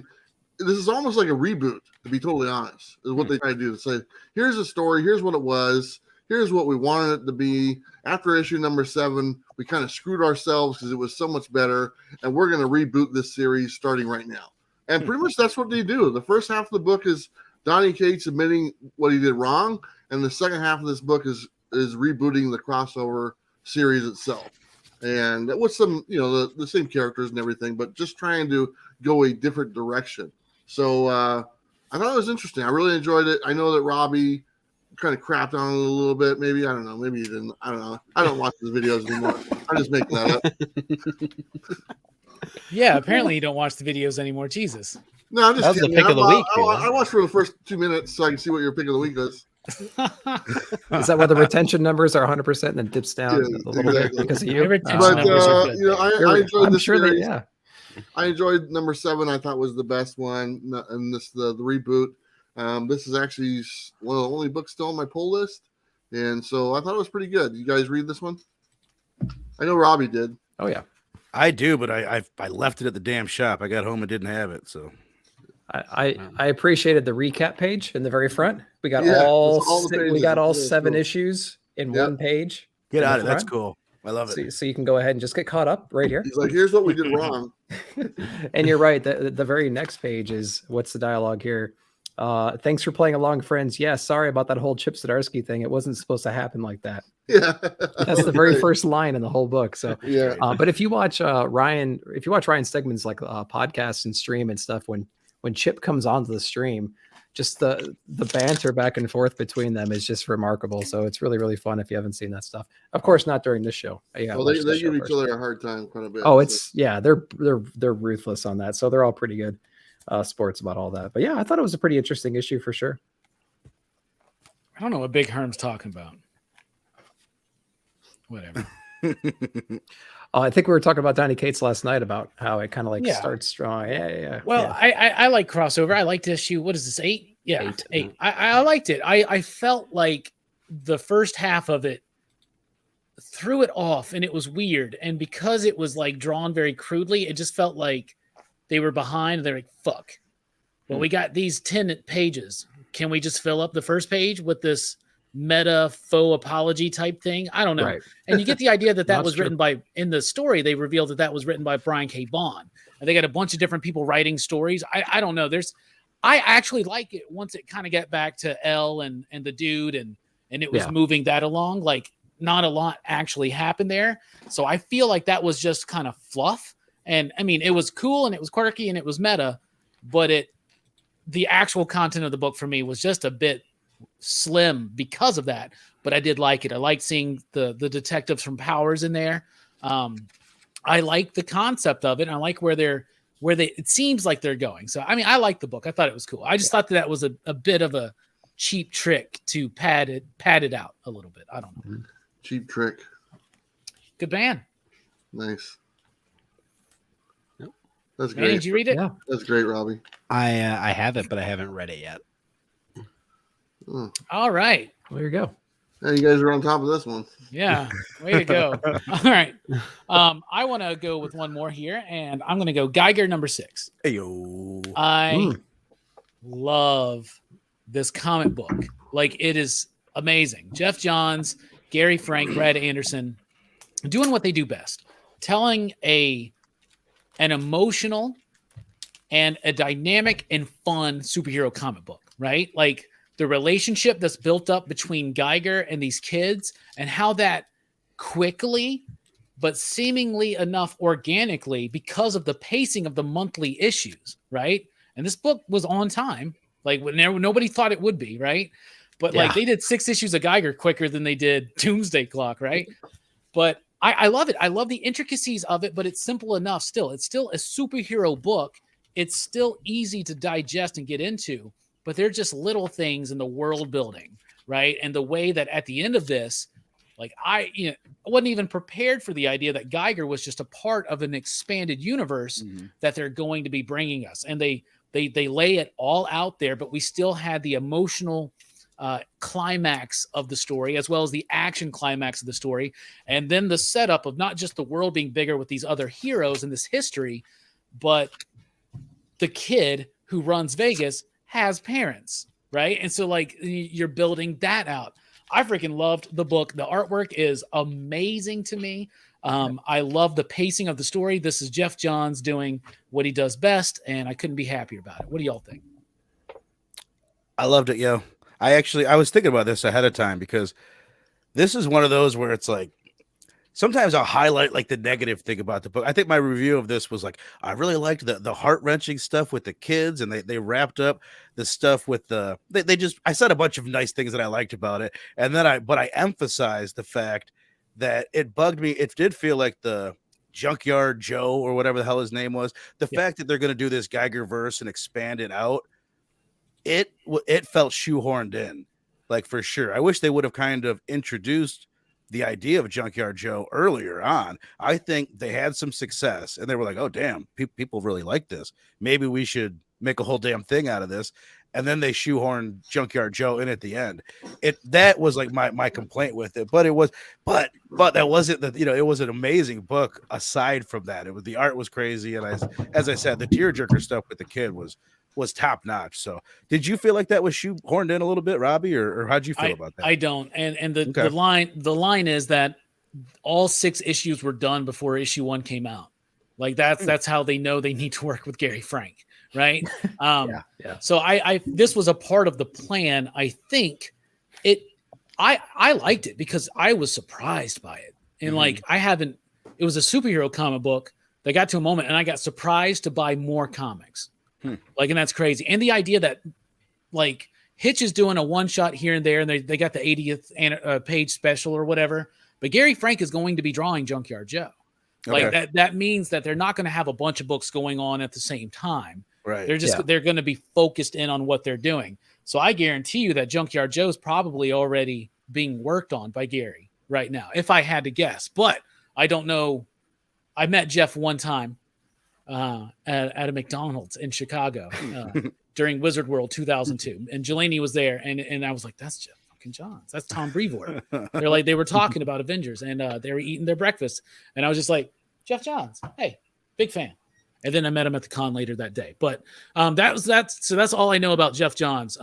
He had the sampler or the whole the platter, the breakfast platter. That's what he had. So at McDonald's, yeah. And I'm like, ooh, you went with a platter? Sounds delicious. Maybe it's different in Chicago, but down here, that biscuit is fucked up. No. Thank you, Taki. Finally got to meet him face to face last night. That was great. He's awesome. Great. So I don't think it was tacked on, but I like it. And I'm really excited for McFarlane to do some action figures. I mean, not to disagree with Rockin Robbie too much. Please do. But what if they were I feel why not hint at Junkyard Joe in a prior issue? Because I think that he wanted us to be invested in this story and what they were doing. Okay. And then that's why I liked it. To me, it was like, holy shit, there's a bigger, larger world. Geiger's a piece of something bigger. You get us to buy into him and his story first, and then you introduce us. If they started this, like introducing these other elements, I would have been like, I hate it when books try to set up more in the future. Well, okay, but the difference is, though, that it's not like Junkyard Joe is just something that we're going to get in the future. He was the main antagonist, and he turned out to be like the big bad of the series. He overshadowed the little Joffrey. He overshadowed Joffrey, and that wasn't. They just kind of wrapped up the Joffrey stuff really quick after introducing Junkyard Joe. You know what I mean? Yeah. I don't know. Plus, it's got chicks in bikinis next to lions. It checks all the boxes. It's the Junkyard Joe right there. I really like it because now we're going to dive back and I get it. All right, I understand. You have valid points. Bueller, you read this book, right? You read Geiger. I've read it. Is that all you wanted to know? What do you think about it, bro? I didn't read that one. I don't even know who Junkyard Joe is. You just ruined it for me. Damn. When did he show up? Who's Junkyard? I know Junkyard Dog. Me too. He shows up in issue 6, the latest issue that came out. I don't have number 6. I was done at number 4. No, it's in your. I'm sure it's in your email. It's in my email. There's a lot of stuff in my email. All right. Bueller's 2 seconds away from telling us to get off his lawn. Yeah, it's a good book. I like it a lot. I've liked it from the very beginning. I don't know about this Junkyard Joe guy. Neither do we so far, so don't worry about that. Yeah, you don't really know much. Yeah, we just shows up. He'll be back. It's in my email, so check it out. Yeah. Nick or Manny, what do y'all think? Y'all read this book? I like Geiger. I think Tiff actually probably likes it more than I do, but I think it's a really fun superhero book. I don't mind that they didn't introduce Junkyard Joe earlier on because I don't feel like this book had a lot of breathing room. Like there wasn't. This book kind of it was paced very well. Like I don't know where you'd stick Junkyard Joe. Yeah. And so I think I don't know. It works, and it always gets drawn these comparisons with Fallout, which I think is kind of weak. Like, it's not a very strong linking material, but one of the things I do love about Fallout is from 1 to 4 to whatever the fucking mess that we just had with the latest release of Fallout. It's a world that is always expanding, always evolving, and we want to keep jumping into the waste. So I think it's really smart for them to build on this world, give us more characters, because we love the world that's been built around it. So yeah, I thought it was a solid issue. Yeah. I kind of like it the way it was connected too, because the very first issue, it starts with just two guys just kind of reminiscing. Hey, do you know who the glowing man is? And the guy's like, no, not really. Or maybe I heard of him, but what's the story? And they kind of go into the story. So that's the perspective of the book. We kind of drop that a little bit. I think we touch base with that a couple times in different issues here and there. But then this ends the arc with those same two guys, and you understand their immediate surroundings and how it was formed. And I thought that was pretty interesting. I at first read, I didn't really like the way, I'm just going to call him Joffrey, because I think we all know who I'm talking about, that King character. At first, he's been represented as the big bad, and Verno kind of touched on this. He's been kind of painted as the big bad, but of course he's weak, he's powerless. He sends other people to do the dirty work, and he's there to claim the glory. He's the guy sitting there being painted, that he, defeated, slayed the dragon, right? But he never does. And so I was kind of taken aback that they solved that issue pretty quickly in the way that they did in this issue. And I didn't like it at first. And I kind of flipped through it again, and I'm like, okay, I'm fine with it, because he was a dick anyway. So I don't really care, how that story ended. But then I was a little bit surprised to hear about the news of these other issues coming out. And so, I'm pretty excited too, but I think I'm more emotionally invested in Geiger himself. And I don't necessarily care too much about Junkyard Joe. But we'll see when it comes out. It's going to, obviously the team's going to be great. So we'll see if they can make us actually care about this character, because he's a villain in this story. So I'm not sure what they're going to do with him. Yeah, I'm excited to see what happens. And I think they're diving back. And thank you, Promiscuous Time Traveler. By the Horns is one of my favorite books. It's definitely had a great issue this month as well. All right, DC round. You got DC comic you read, Bueller? Annie? No. Okay. No, I literally have no DC on my pull list right now. Yeah, that makes except sense. for I have that one with the house on it, the house on the river. House by the Lake, yeah. Yeah, nice house by the river or whatnot. I have that, but I haven't read any of those. They're really good. We talked about that earlier. It was a really solid book.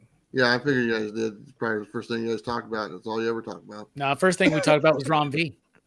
Oh, my bad. Many Deaths of Lady Star. Yeah. The other thing that we always talk about. Radio Apocalypse. There you go. Radio next month. Yeah, Radio next month. You can geek out on that thing. Yeah, very excited. Verno, you got a DC book for the DC round. I'm actually looking through, man. I'm like trying to, there was some Batman books that came out. I guess I would say my favorite DC book was probably, and I didn't really love it, but it was the first issue of Tinian's Fear State after Fear State Omega or Alpha #1. Batman #113, which I don't have in front of me. And it's mainly just the art. It's just like, I enjoyed the hell out of that. It was a rough week. It was kind of a rough month for DC. Honestly, that's the one that sticks out to me. Either that, actually, let me drop that. Action Comics #1035 by Philip Kennedy Johnson. It is mainly just the art, dude. I'm digging Action Comics a lot with this Warworld stuff and the whole, the idea of Jonathan Kent taking over for Clark Kent, and mainly it's just the art in this. There was like the baddest art that I saw in a DC book in a while, outside of Jorge Jimenez. Come on, bro. Come on. Oh yeah.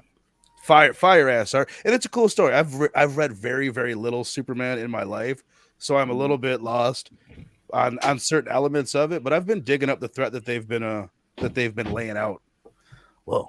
Why is it just me? What's going on? We just keep big the whole time. Special time. Sorry, I had to go grab another beer. What'd you say? Something about Action Comics. If that's the one that sticks out for me, and plus it's the one I have in front of me.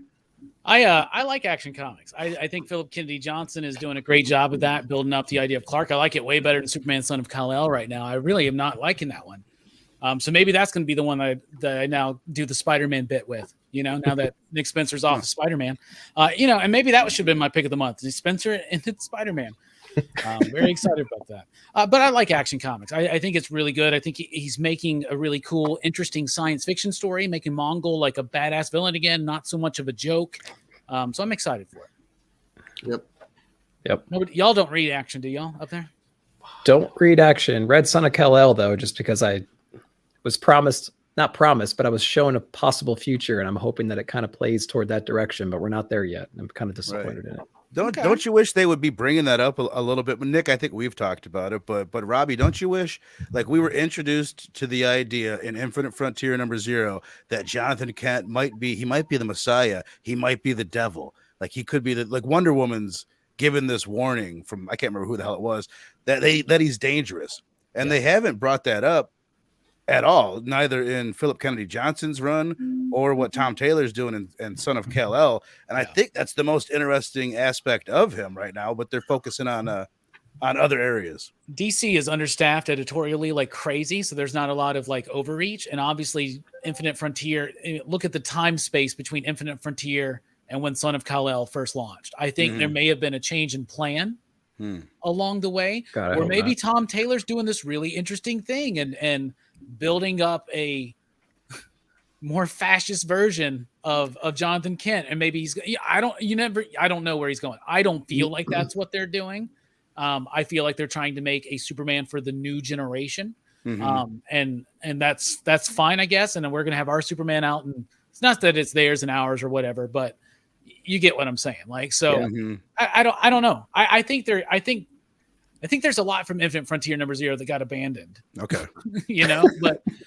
But we'll see. DC is in a massive state of flux at all times right now, So yeah, that's a weird thing. Manny, you got a DC book? Yeah, Superman, Son of Kal-El. No, fuck no. No. Do you like it? I mean, no, it's not that I dislike it. It's not that I dislike it. Right. Here's the thing, like, haven't read a lot of Superman, so like Action scares the shit out of me. The previous Superman, there were some things that I like leading up to the handoff of the baton.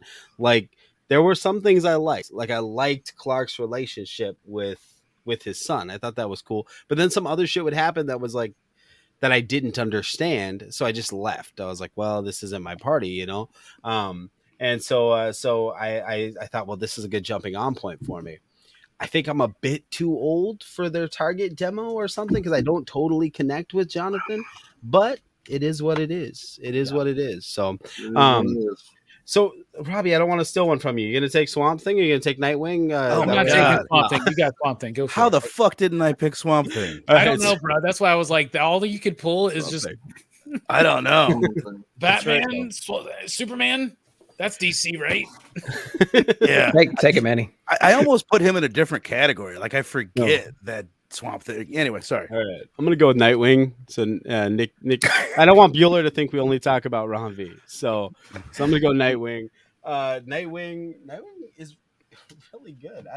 The book is firing on all cylinders, which is the phrase I like to say as I'm stalling for the next thing I'm going to talk about.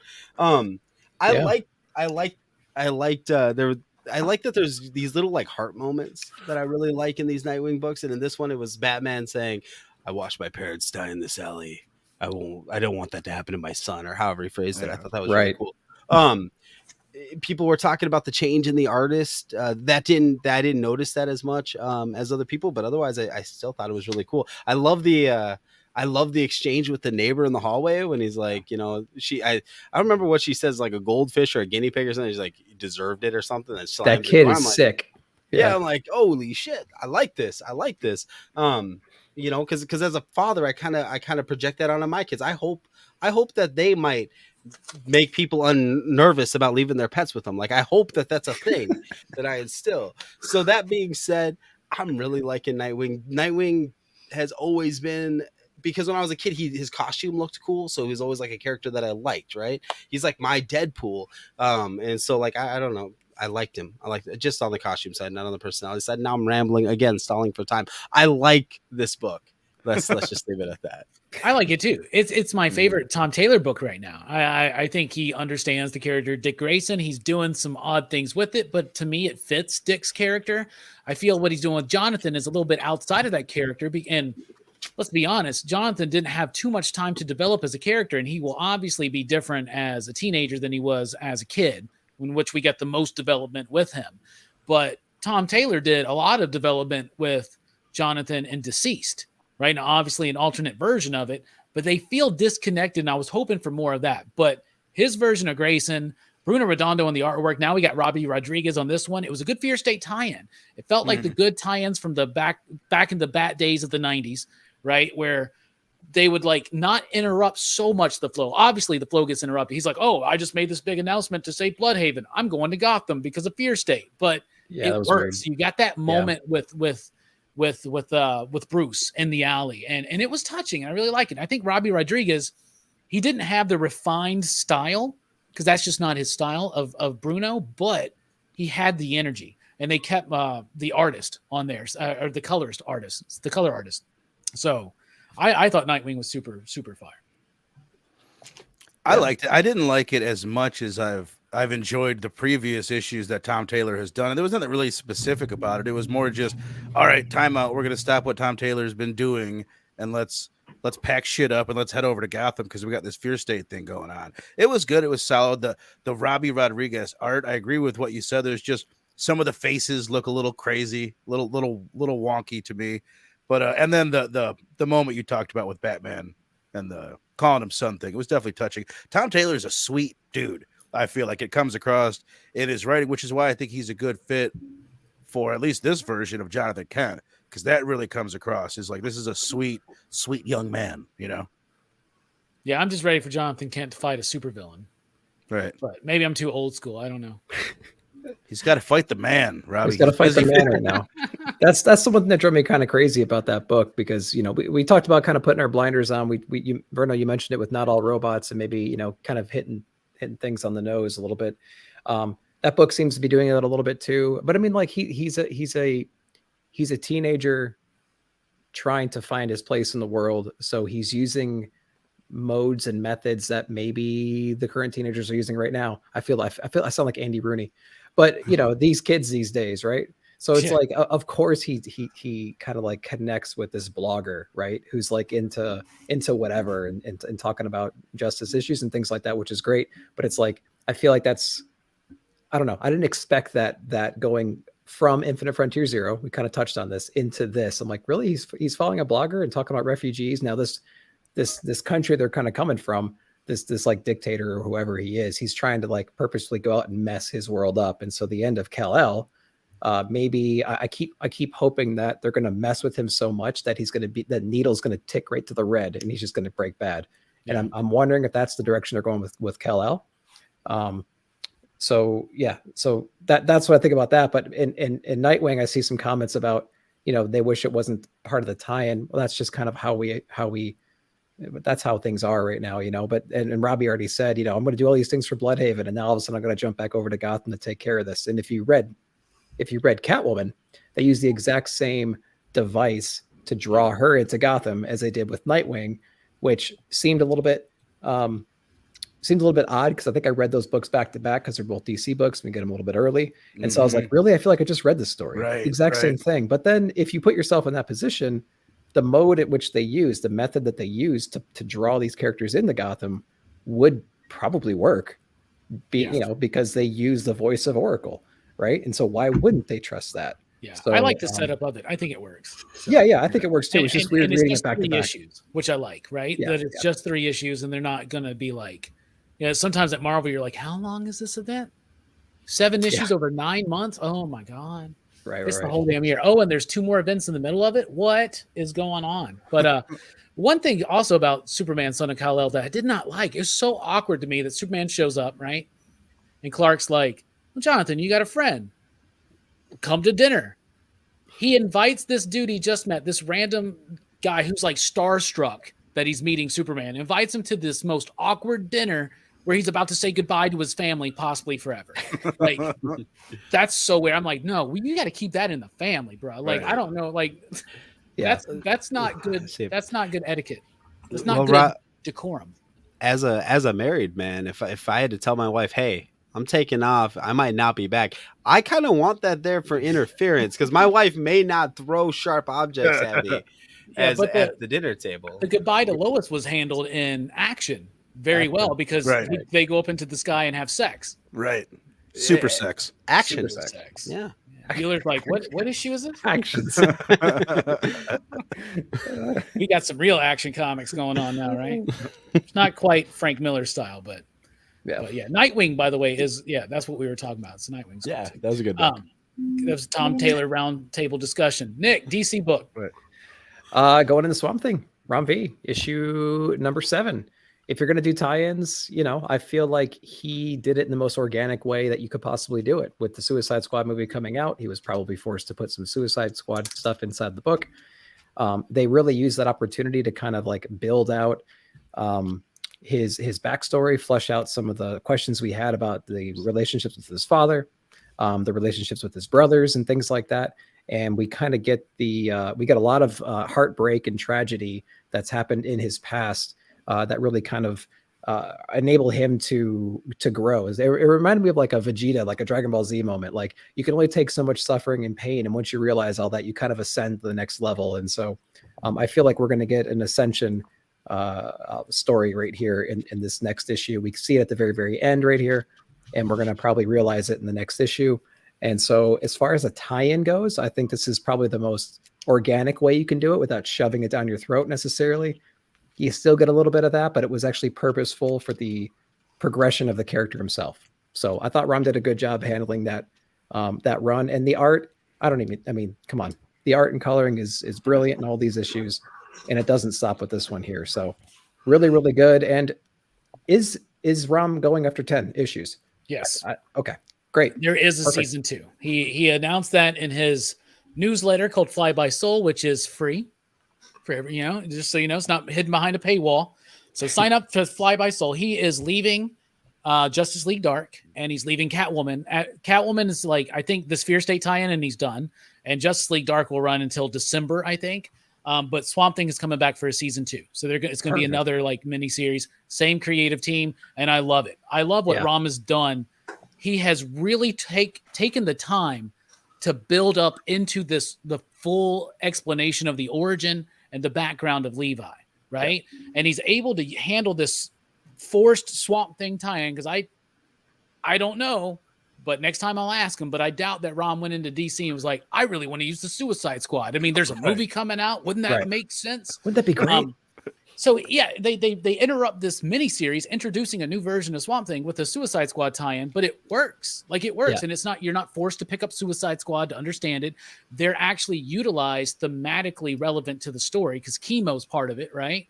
And we're talking about like poison, and that's what's going on in Levi's backstory, where he's trying to bring in this corporation to poison the land, whether realistically, physically, or spiritually, And so the green is poisoned and contaminated. Yeah. And so I love the layers there. And I think Rom does it amazing. And a great Swamp Thing run has to have artwork that is organic, meaning that it looks like somebody didn't draw and render it, but that it grew.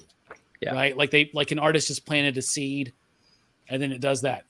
Yannick Paquette, Toddleben, and all them from the Alan Moore days. There's been some amazing artists on Swamp Thing, and they're living up to it. What do you think, Verno? I loved it. This was one of my favorite issues of the month for sure, and one of my favorite series that I'm reading right now. I say this about James Tynion a lot. Like there's certain writers that they'll start. I feel like I can learn life lessons from them by reading their books. They'll start dropping knowledge on you. His whole bit in here about carrying the mountain. Basically, you have to carry the burden in order to get through your problems and stuff. You can't just wish shit away. But I loved it. I think, Nick, when you and I had talked to Mark, he didn't like these suicide tie-in issues as much. And I think part of that is he had read it all that day. Like he binged them all in one day. For us that have been following it, we've been waiting for these revelations about his parent, about his father, and about the origins of what happened over in India. So that to me was exciting that we got quite a few answers in this one in a beautiful way. Like I liked that. I think Mark also had mentioned from Geeks Unleashed, by the way, great podcast. Robbie's had him on the show. Check him out. He had mentioned, I always lose my shit when I try and sidetrack. Just the fuck, I do too many drugs. Did I say that out loud? he had mentioned. What the fuck did he mention? Oh, he didn't like when a comic would spend like the whole time in someone's head. And I do like that when it's done right. I thought it was a really cool way to just pop across and give us some exposition really about the history between the Father and the Son. Yeah. And the Holy Spirit. Absolutely. Manny, thoughts on something? I continue to love Swamp Thing. I love Ron V, man. That guy could be writing fucking menus at a restaurant, and I would buy that shit. I love this guy. I love everything I've loved about Swamp Thing continues in this, and yet still continues to astound me issue to issue. Right, like the art is fire, and it's always been fire. The story is fire, and it's always been fire. What I like about this is early on in the series, like I always thought there's all this emotional bearing on like the expectations people have on Levi, like what his father wanted from him, what the guy in the desert wanted from him, what the Green wanted from him. And now in these issues, it's more like how did he cause the circumstances he's in? There's like some self-discovery shit, you know, and it's all relatable. Like I can think of times, you know, where I thought I knew better than somebody else, right? And that's and justifying my own actions, right? And Levi's coming to terms with like what that meant, you know, and that those reflections as you get later on. So I don't know. I really love this book. I really do. Well said. Well said. My favorite DC book of the month was a big surprise to me. It's also my biggest surprise of the month, and it was the Batman Secret Files Miracle Molly one shot. Like, I don't care about this character. I don't care about the Insanity Collective. I enjoy Batman for the most part, but that's probably mostly because the art, you know, and it's a pretty kinetic book. But like, this was beautiful. This was amazing. This is the origin of Miracle Molly. I enjoyed the story. I enjoyed the idea that she's this. So she used to be like a rich dude's wife, right? And she was working at this company, and because she was a woman, they didn't really take her ideas seriously, so they kept her at this low level. Then when she decides to quit, she's got these great ideas for robotics. They take it because they're like, oh, anything you work on here is our property. It sounds like there's some thinly veiled creator rights issues that are thematically layered into this. But the biggest thing was that they got Danny on the artwork. And oh my freaking goodness. The artwork is amazing. This is the artist of Coffin Bound. This is something that you shouldn't see on a Batman book like this, right? Actually, I think you should see Danny's work on a Batman book, but you're not typically going to get it. And I know a lot of people will get that cover and be like, oh, it's like an anime looking thing. And they open it up and it's like supremely indie. Let me make myself bigger. Actually. He's doing that Dan Waters Fear State tie-in, right? She is doing it. Yeah. Oh, she. Sure. Okay. Yeah. Danny is. Yeah. So the Arkham City book, right? But they did Coffin Bound together. Have you ever read Coffin Bound, Verno? No, I want to. Bruh. Nick says it's a difficult ass read, right? No, it's because I'm stupid. It's worth it.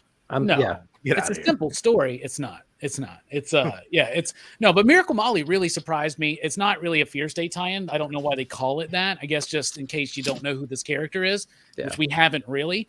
But I'm interested in it. So now, of course, she's become Miracle Molly. Her mind has been wiped. There's a lot of stuff in there. Like, there's Department of Truth shit in here. Like, she's being fed from this dude, like, these ideas about society and life and what really matters, what doesn't. She wipes her mind clean. She becomes Miracle Molly. She self-actualizes into this completely different person. And in the issue, you know, she comes across her old husband and his family. She doesn't remember him. It's just such a cool issue. Any of y'all read that? No, I'm bummed out that I didn't, though. It's on. I added it to my list, though. I know. I almost skipped it too. But if Danny was not the artist, I would not have read it. But it works for me. It really, really does. All right. It's time to wrap up the show with the rapid fire reviews. Bueller, since you didn't read too much, any comics you want to talk about, or what was your favorite cup of coffee you had this month? Yeah. So I want to give some attention to King Spawn and also Spawn for that matter. But Al's going crazy, bro, isn't he? And we have Gunslinger Spawn coming out in October, so we'll be talking about that next month. Here's the deal, everyone. McFarlane's sticking to that $2.99 price point on all these books after issue number 1. Issue number 1 is probably going to be a couple of dollars more, a sticker or whatnot, but he's sticking to the $2.99 price point on all these 4 different books that are coming out. And cardstock covers. Thick cardstock covers, exactly. and I just want to give attention to that guy. He's the only one really doing it, with the $2.99 price point. He's making quality books. The stories are great, interesting characters. I'm all on board, man. I'm buying every cover that's cover price, the regular covers or whatnot. So I'm getting them all. So if you're not on Spawn and the 4 titles, the King Spawn, what's the other one? The Cursed or what? The Scorched. The Scorched. Yeah. And then Gunslinger Spawn. You should add them to your pull list. $2.99 each for those books. And he deserves our support. He's the new, he's the Todd father or whatnot, and he stands on his own. So I just wanted to talk about those books. 2 good books come out this month. King Spawn, 2 Spawn. Yeah. They're really fun books. They go back to that old school feel. They're bringing the Billy Kincaid stuff back. They go dark. They go deep. And Al is torturing and killing and stealing souls from people like crazy. Yeah, and honestly, this is taking my spot for like superhero books right now. This is I don't have any Marvel books on my pull list. I don't have any DC books on my pull list. This is my superhero books right now. So they're good. They're worth your time. Oh yeah, they are. That's all I got. You're worth our time too, Bueller. Thanks for showing up, man. Yeah, I didn't want to pull a Bob or a Dylan or who was the other people you used to have, the Hero and the Kid people? Yeah, and Jennifer bailed tonight too, but it was actually some circumstances. She really wanted to be here. Well, she's supposed to come over tomorrow. She's filming the coffee video with me tomorrow. So well, tell her we talked about Rom V plenty for her. Yep. Yeah. Okay. Inferno, rapid fire. This means this is the time for anything left you want to talk about. Just quickly go through them. What you want to spotlight? I got you. You got it. You get it. You've seen. I would like to talk about James Tiny in the 4th Substack, chapter number 2 of Blue Book. This was. We're not going to do that, bro. We don't do that here. We're doing it. Substack. I'm just kidding. It's actually. I just thought it would be interesting to throw in because I think a lot of people aren't reading it, and I have been. I'll just be honest. It's a cool story. We just got 20 pages so far, 22 pages, and I'm disappointed in like it's just not very cool to wait 2 weeks and then get to 10 pages. So far, cool story about UFOs. We've got very little, and I'm so far disappointed in it. Kang number 2. This was the shit. Don't listen to what that Rockin Robbie. This is if you've never read a Kang story, if you've never read Avengers Forever, you're gonna like this. That's pretty much what it is, from what I understand. Ton of fun, dumb fun, as they say. A bunch of awesome cameos. I love the art. I'm surprised we didn't talk about the Me You Love in the Dark. This shit was the shit. I read that one. I did read that one. That was a good one.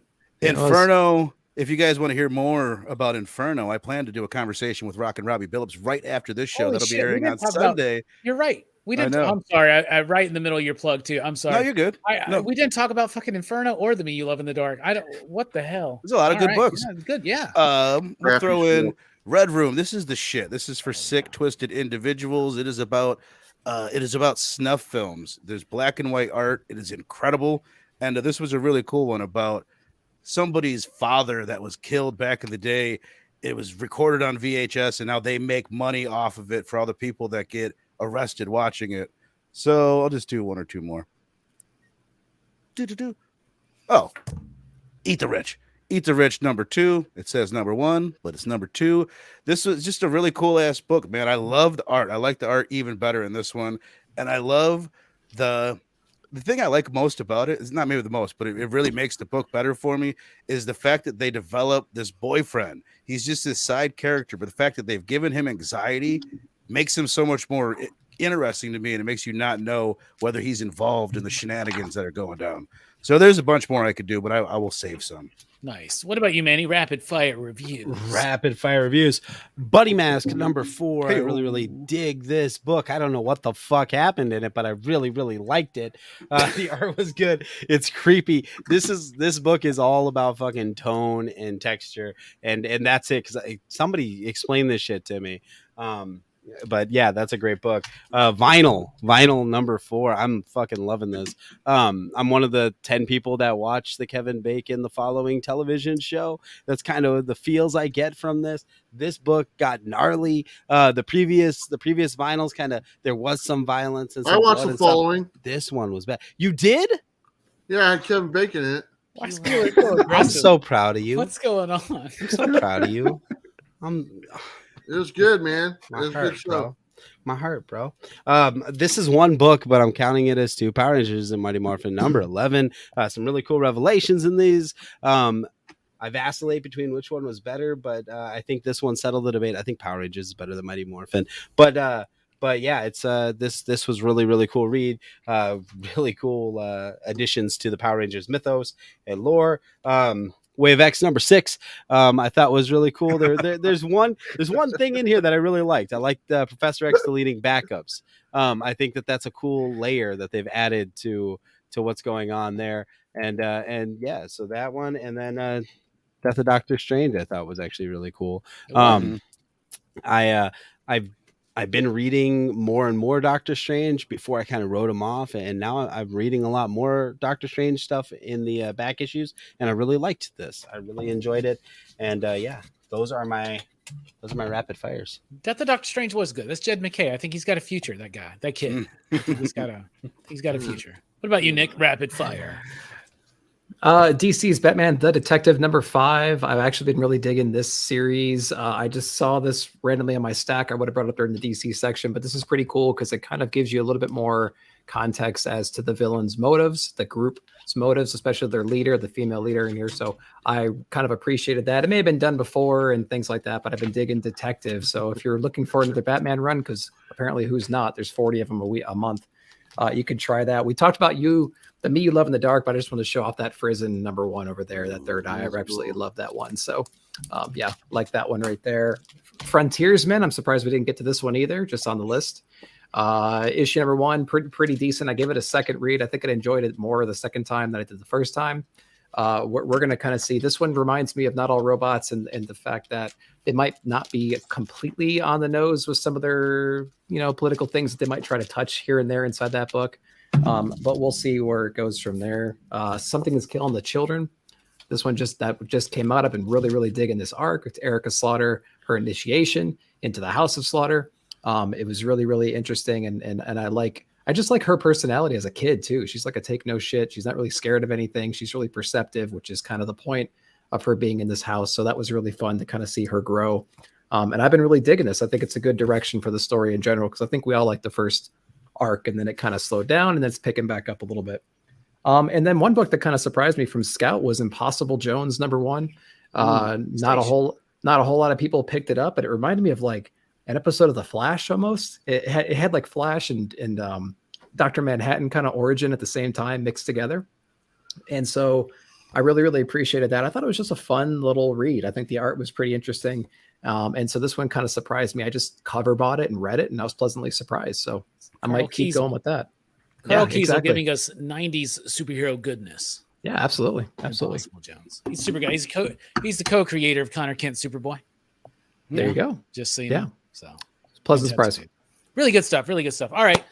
For me, rapid fire, I can't show my cover because it's a little naughty, but Sweet Paprika has been really good. Like I like that book. It's a bit raunchy, but it's fun and it's got a charm to it. So I like that. 2 that Nick just mentioned, but Something is Killing the Children. Fantastic end to that issue that can do a lot for not just Something is Killing the Children, but for House of Slaughter. Frontiersman, not one of the best books of the month for me, but one of the best books that week. But this was cool. It's kind of like it's like Green Arrow retired as a hermit, and then he tries to get pulled back into this environmental cause, but he's an old guy and he doesn't quite jive with the current state of activism. So that was an interesting exploration, I thought. Human Remains by Peter Milligan. I really like this one. A cool concept. Basically, these bone monsters show up and they can sense heightened emotions. And if they sense them, they find the people and they eat them. It's kind of like A Quiet Place, but it's based on emotions rather than sound. And so like no happiness, no sadness, no love, no exhilaration, no joy, no anger, no hatred, no rage. And so it's an interesting thing. It's Peter Milligan, a veteran in this industry. So I trust him and I'm really excited for that. Infinite Frontier number 6, Josh Williamson doing what I love best. And that's DC Crisis multiverse type shit. I fucking love it, bruh. And I love the way that this set up Justice League Incarnate. I was so annoyed with the fact that we kept going back to Flashpoint Batman, but now I'm cool because this is the multiverse's finest with that version of Batman and President Superman from Earth 23. And you get the revelation of Doomsday, Jesus. Darkseid, I know the difference. Darkseid is now an amalgamation, right? Amalgamation? Yeah, sure, that word, of every iteration of Darkseid that's ever existed across the Omniverse. So he is now Darkseid, like Ultimate Darkseid Prime. That's scary. That's badass. Psycho Pirate stuff, big universal stuff, multiversal stuff, and Pariah is the big central figure that's revealed at the end. And that is a big deal to people that love Crisis events. And I got to give Dynamite some love because Elvira meets Vincent Price. Number 2, I love this book. It's like if you love Abbott and Costello, if you love zany, quirky, fun, adventure, horror-oriented type stuff, you'll love this book. It captures the voice of Elvira. It captures the voice of Vincent Price. And it's a nice, fun, cool caper, buddy, team-up type thing. And come on. Elvira. Who doesn't love Elvira? And there you go. That's the rapid fire review. Is Red Room finished? It is for now, but it's coming back in December with its second volume called Trigger Warnings. So. Ooh. Let me throw in one that I forgot. Last Flight Out. Speaking of Dark Horse, that was this solid. You threw it out. You said it was good, and then Justin from No Good Comics said it was good, and then I ended up picking it up, and I really enjoyed it. It reminded me thematically kind of May's book with this father-son, a parentage kind of a thing. Really, really fun book. People should check out. Heck yeah. All right. Thank you all for being here in the chat. Thank you for being here on the panel. Bueller, what's coming up? What you got? I got a show on Monday. It's a coffee thing with Jennifer is going to be the co-host. We're going to talk about some comic books and stuff. And then after that, there's probably another video that comes out a couple days later.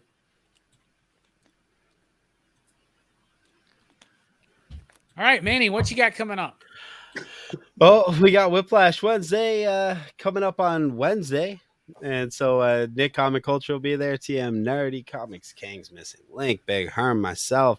It's always a good time. Make sure that you're checking that out. Lots of different comic book and collectibles stuff. I've got station because I don't know how to click buttons. I've got my comic book show, comic books, novels, and manga show coming up this Wednesday, and that's going to be all horror themed. So horror books, horror manga, horror comic books. We're going to be chatting it all up because it's December or because it's October, and that's what you do in October. It all becomes horror stuff. So that's what we're doing all this month. Hey, what's going on? I got a show that I'm doing right after this with Rockin Robbie Billups. That'll be on my brand new YouTube channel this Sunday at 5 p.m. Central Time. So yeah, if anyone wants to sub up to the YouTube channel, it just started, and I would appreciate the support. It'd be awesome. So we got John's Comics with Kid the week after that, and then the following week, me and my buddy are breaking down Immortal Hulk, the finale for that. I think I'm going to do a reread of the whole series, so it should be good. And then we will finish off the month with Nick from Comic Culture. Could we do any better? Could we do any bigger? Probably not. But other than that, I do a weekly non-spoiler comic book reviews every Wednesday. Just not as good as Rockin Robbie, but pretty good. Oh, shut the fuck up. Anyway, Nick. Well, yeah, so this Wednesday, we have Whiplash Wednesday. Manny already went over the lineup right there, so make sure to check them out. I'll be dropping 2 different videos there, one for my LCS and one for my weekly polls. And then we'll have Nick at Night on Friday night where we do just reviews, non-spoiler reviews. And then Sunday, I'm going to try to think of another Sunday video, but Sunday is typically my tips and tricks kinds of videos for new collectors, things I picked up along the way that I just want to share that I don't really see too many people covering. The most recent one was understanding barcodes when it comes to issue numbers, variant covers, and print runs. So pretty useful information. You should go check that one out. And then the other last video I did live was the books coming out in October. So if you want to get a head start on your October books, see what's coming out, there's a video for you. All of these gentlemen have fine channels, and they all have links in the description below. So if you're not subbed up to any of them, please do. Coming up here on PCP tomorrow night, Horror Fest continues. It's PCP movie night, and it's Suspiria, one of my favorite films of all time. Join me, join Jay Strick, join Jelani, Brooks, and Joe as we talk about Suspiria by Dario Argento over at Dylan's Horror Show on Saturday. That's going to be Drag Me to Hell, directed by Doctor Strange 2 director Sam Raimi. That's what he's known for, right?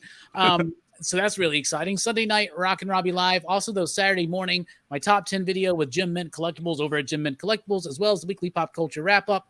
Monday night, join me over at the EXP to sling some comics with the fine folks over at Dynamic Forces. The preview show for that will be launching on Friday, so there's contests involved again. So you want to stick around and make sure you're up to date on all of that. And then Monday night, right after that show, we're doing Comics Revisited, Pax Romana. Don't worry, Verno, I've already read it, and we're good to go this time.